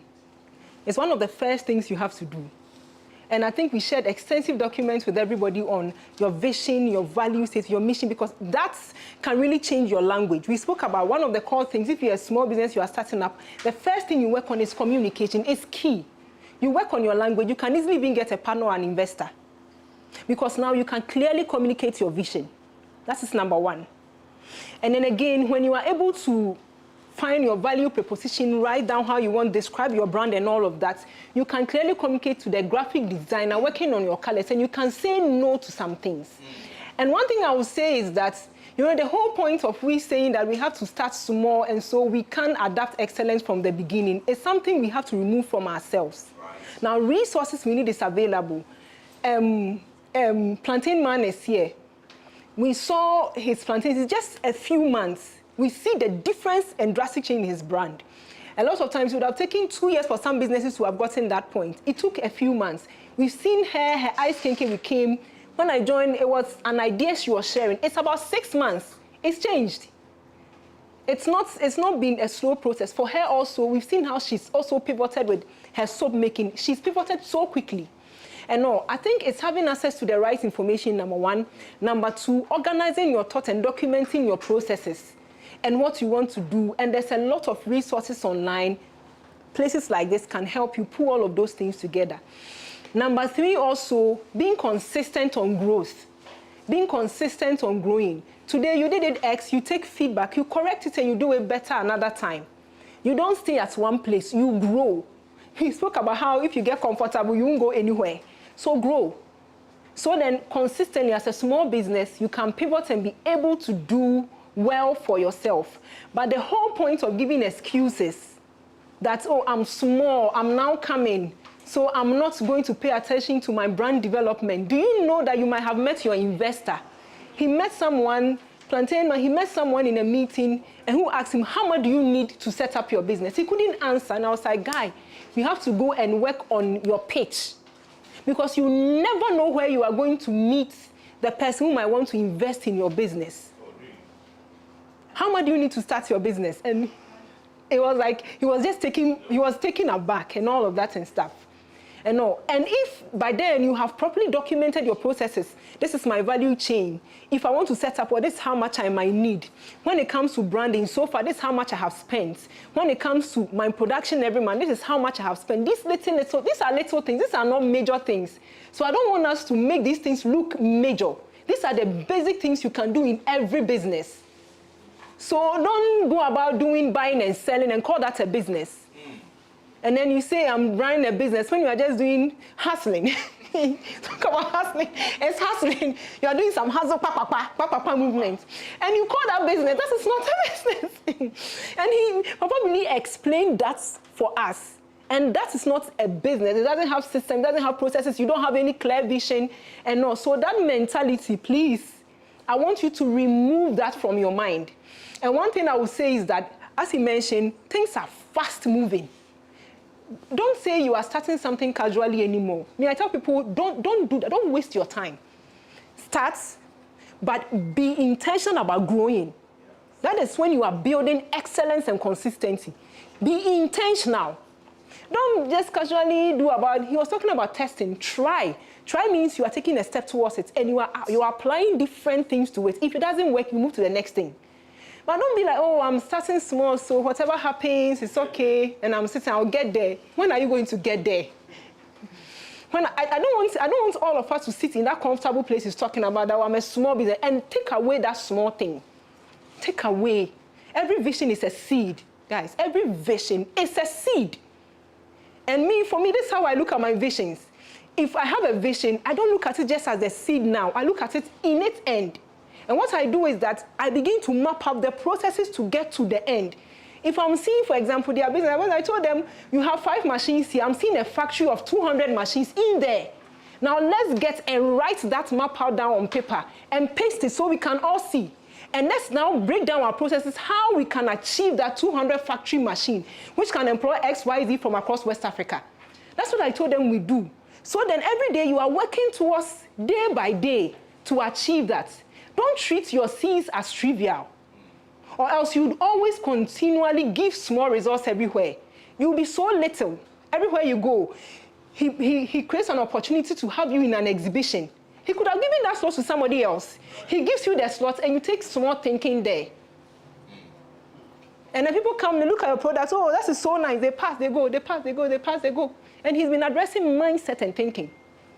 So please, if you go about that, it will take you a long time to grow Like that thinking of, oh, it's small. Be intentional. This is what I have. This is what I'm doing. These are the activities and things I need to do daily. These are the people I need. These are the resources I need. Do I have it? Can I afford? If I can't afford, who can help me get that resource? If I can't afford, can I partner with someone in this business to help me grow? If I need that money, can someone also fund me or lend me that money to get it happen? I'm sorry, I'm getting quite passionate about this because because it breaks my heart. Mr. Francis, it breaks my heart to see how this Commonwealth and these spaces, I go there and you see Rwanda especially, 22 years, he's managing a $200,000 business. And you go to her factory and you wonder, this person is exporting fruits and vegetables and stuff, has been able to manage in that small village. They don't have lands. They don't have, the whole country is like Greater Accra, Eastern region and Greater Accra region. You mean this young person who's been able to bring smallholder farmers together, standardize their farming processes, been able to get European standards for them, and they are running businesses, pitch her businesses since she's running under 2 years. And we're meeting a lot of businesses like that. People, young people, 34, different branches, Uganda, Kenya, this and that. It challenged me. And I realized that it's the way we view things. The way we view things and the way we look at seed. We look at seed as, oh, let's try Kajra and Kajra. But I realized there's a trust in some of these economies where somebody needs a seed and is giving $20,000. Prove yourself and let's see.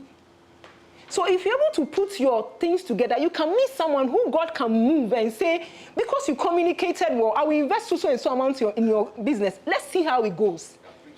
Do you get? But then if you're always just like, oh, and then the demeanor, everything about you, like the woman told me, you think I want to. I mean, it was a waking up moment for me. I've experienced that. I will never forget that in my life. Anytime I was like, this woman, one of these days, I'll go and see and say, Charlie, madam, I have changed my life. Now, where do you think I'm going to? You can't serve certain classes of people because of your thinking and the way you even present yourself. Doors God wants to open for you, get to the door, you can't go through because of perception. We mentioned perception. Perceptions is what sells. Perceptions are even what we use to pick price points. Price point, perception.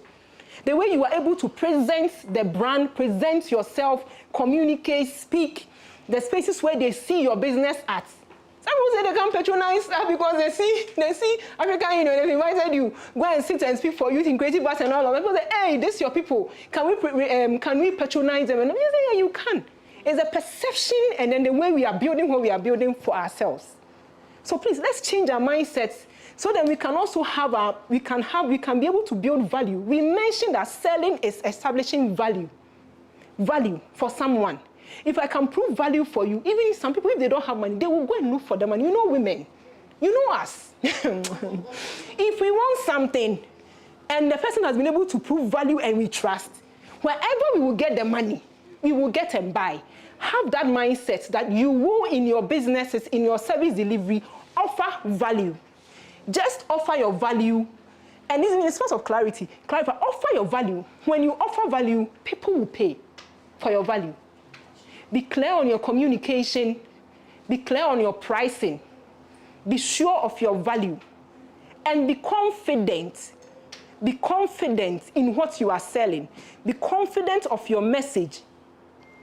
Be confident of the message and of the testimony of your product and the service you are offering. We mentioned also create experiences so that if somebody is doubting you, you can pull your phone and show the video. Or you can tell them, go to our YouTube, I can go to our Instagram and see what others are saying.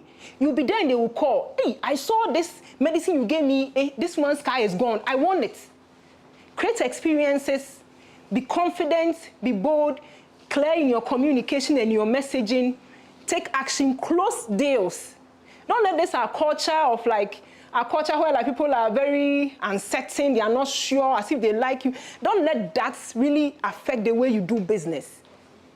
Adopt the Asian style of doing business. They are upfront. You call a Chinese person who's doing his business in China, who's attending to so many clients worldwide, you're not coming to waste his time. Some of them will block you.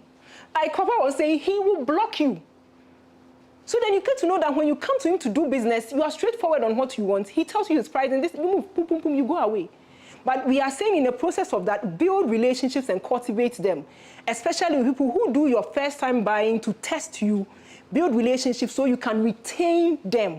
But be upfront, communicate, be clear on your pricing, on your messaging, establish your value, build good perception by the way you and your team represent yourself, the product and the services you are offering.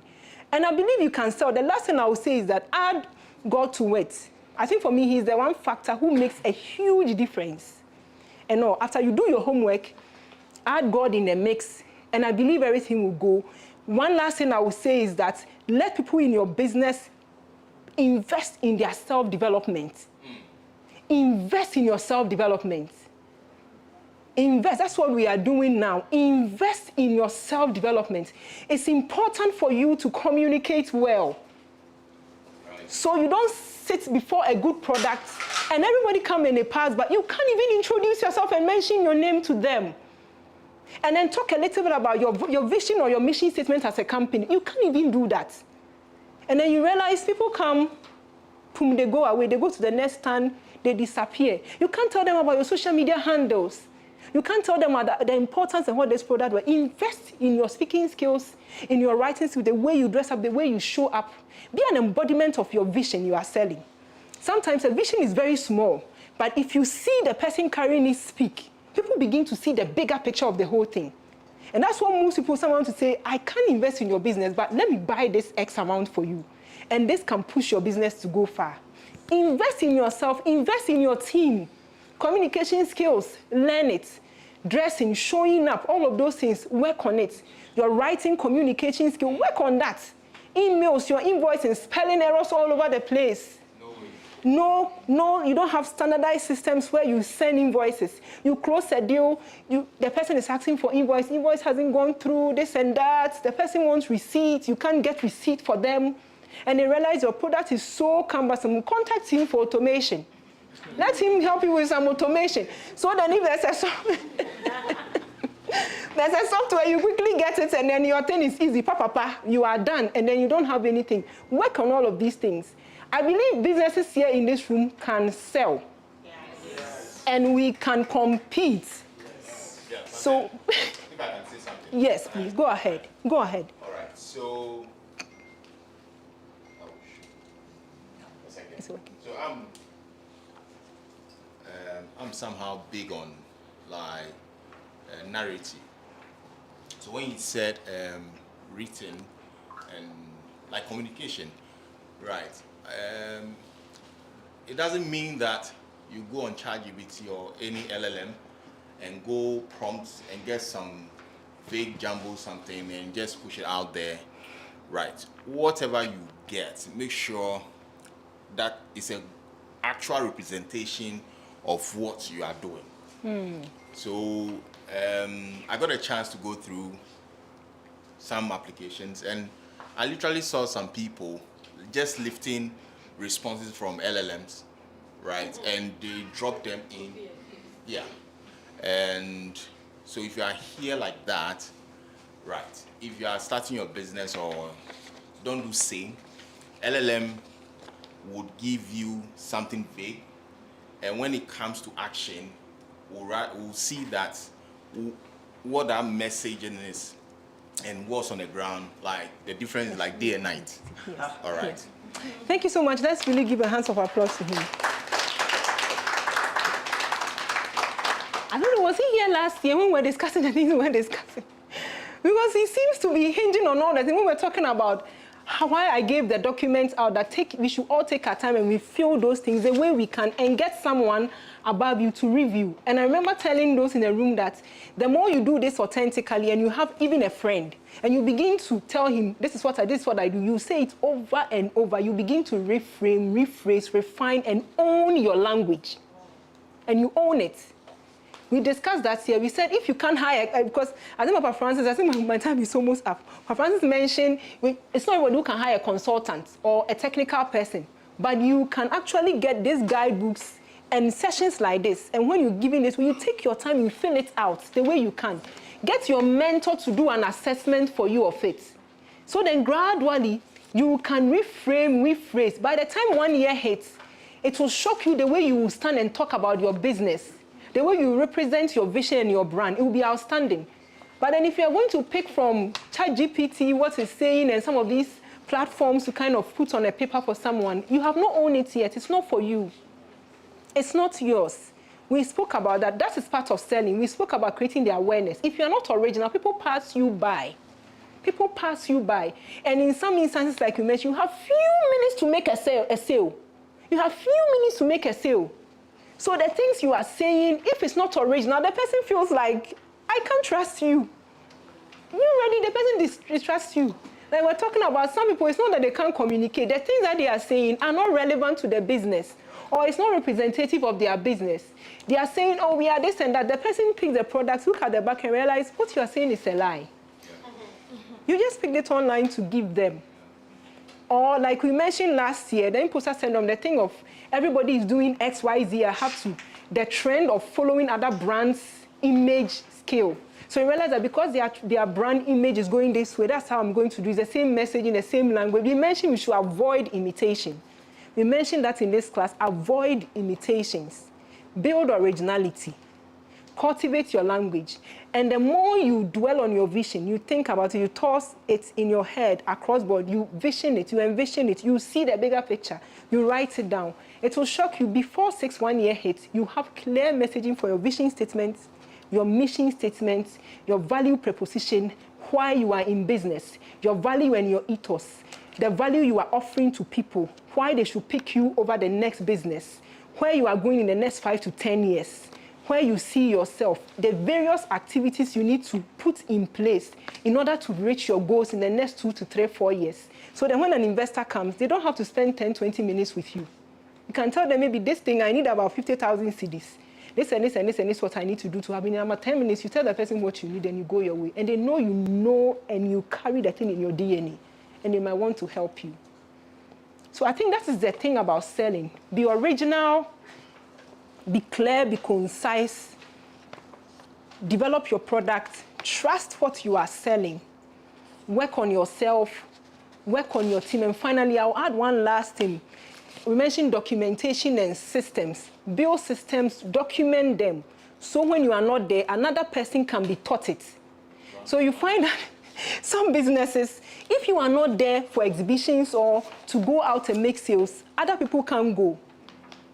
And that is something we have to work on also as businesses, that we get to the place where if you are not there, the business can run without you. Last thing, build distribution channels. That's one way to quickly sell. It's an expensive venture, but do it. That will mean you need money to produce on larger scale. You have to work on all your certifications. That's why when he was saying maybe you are starting small, saying that remove that mindset and get on, because some brands under 2 years are already in all the major malls. Some of them under 6 months, they've finished their certifications and then they've moved forward, gone to meet people, pitch their products, showed value, and have put their product on shelves where they can reach customers very easy and quickly. That is one of the ways you can sell, especially for the food people. The more you keep your products, the more it will get expired. You need to move quickly, and establishing good distribution channels across a city, a town, countries will be one of the best ways you can at least reduce the pain points of the client or the customer. It's easily accessible. And then number 2 also, you can sell out very quickly, especially if it's on a shelf and then yours is much preferred. You come to realize that people pick your products more. Number 3, you can get to learn more about your product, especially on bigger retail shelves. You can learn more because you have other competitors there, some from Europe, some from America, some from Ghana. And you can be able to compare and learn how fast your products are selling. Why are people not picking your products? So you may ask salespeople, why are they leaving your products? Why are they picking theirs? What is in their contents you don't have, which make Ghanaians want their product over yours? And that will be taking the risk and being bold to say, I want to expose myself and I want to grow quickly. Sorry, that's one of the things you can also do to foster growth on a quicker level. I think these things help. If anybody is having any questions, we'll bring the session to a close. Idea to startup. From idea to startup, the transition from a raw idea to a market-ready startup is not a journey for the casual dreamer. It is a transformative professional evolution reserved for the serious-minded individual hungry for tangible success. The INME Global Startup Bootcamp serves as a professional foundation where your vision is forged into a resilient, sustainable business. Over 6 intensive months of hands-on mentorship, the program moves beyond the what if and dives deep into the how, stripping your concept down to its core value propositions through a rigorous strategic blueprint. This is the scaffolding of your future, a half-year journey designed to turn side hustles into lasting legacies by replacing guesswork with professional clarity and high-level accountability. To qualify for this, from idea to startup transition and ensure your business survives a launch phase, you must meet the following strict criteria. 1. Age and maturity. You must be 20 years or older to ensure. At INME Global, this year 2026 is our year of building wealth. And we are building wealth through faith, strategy, and action. And we talk about wealth, I explain wealth as you being able to amass the good things of life. Idea to startup. From idea to startup, the transition from a raw idea to a market-ready startup. Legally and morally. Poverty is not nice. Poverty will never treat you well. So why would you struggle to maintain poverty than to build wealth? With faith, we are talking about you believing in yourself. We want you to believe in your ideas. Be convinced that you can also build wealth. It doesn't matter where you are coming from. It doesn't matter who you are. It doesn't matter what people think about you. You need to be convinced and believe in yourself and in your ideas. Now with strategy, there are a whole lot of strategy you can take. And we are saying that what are the things you can do? What are the tactics you can take? And what are the things that you feel can help you to build that wealth? Here, idea to startup. From idea to startup, the transition from a raw idea to a market-ready startup is not a journey for the casual dreamer. It is a transformative professional evolution reserved for the serious-minded individual hungry for tangible success. The INME Global Startup Bootcamp serves as a professional foundation where your vision is forged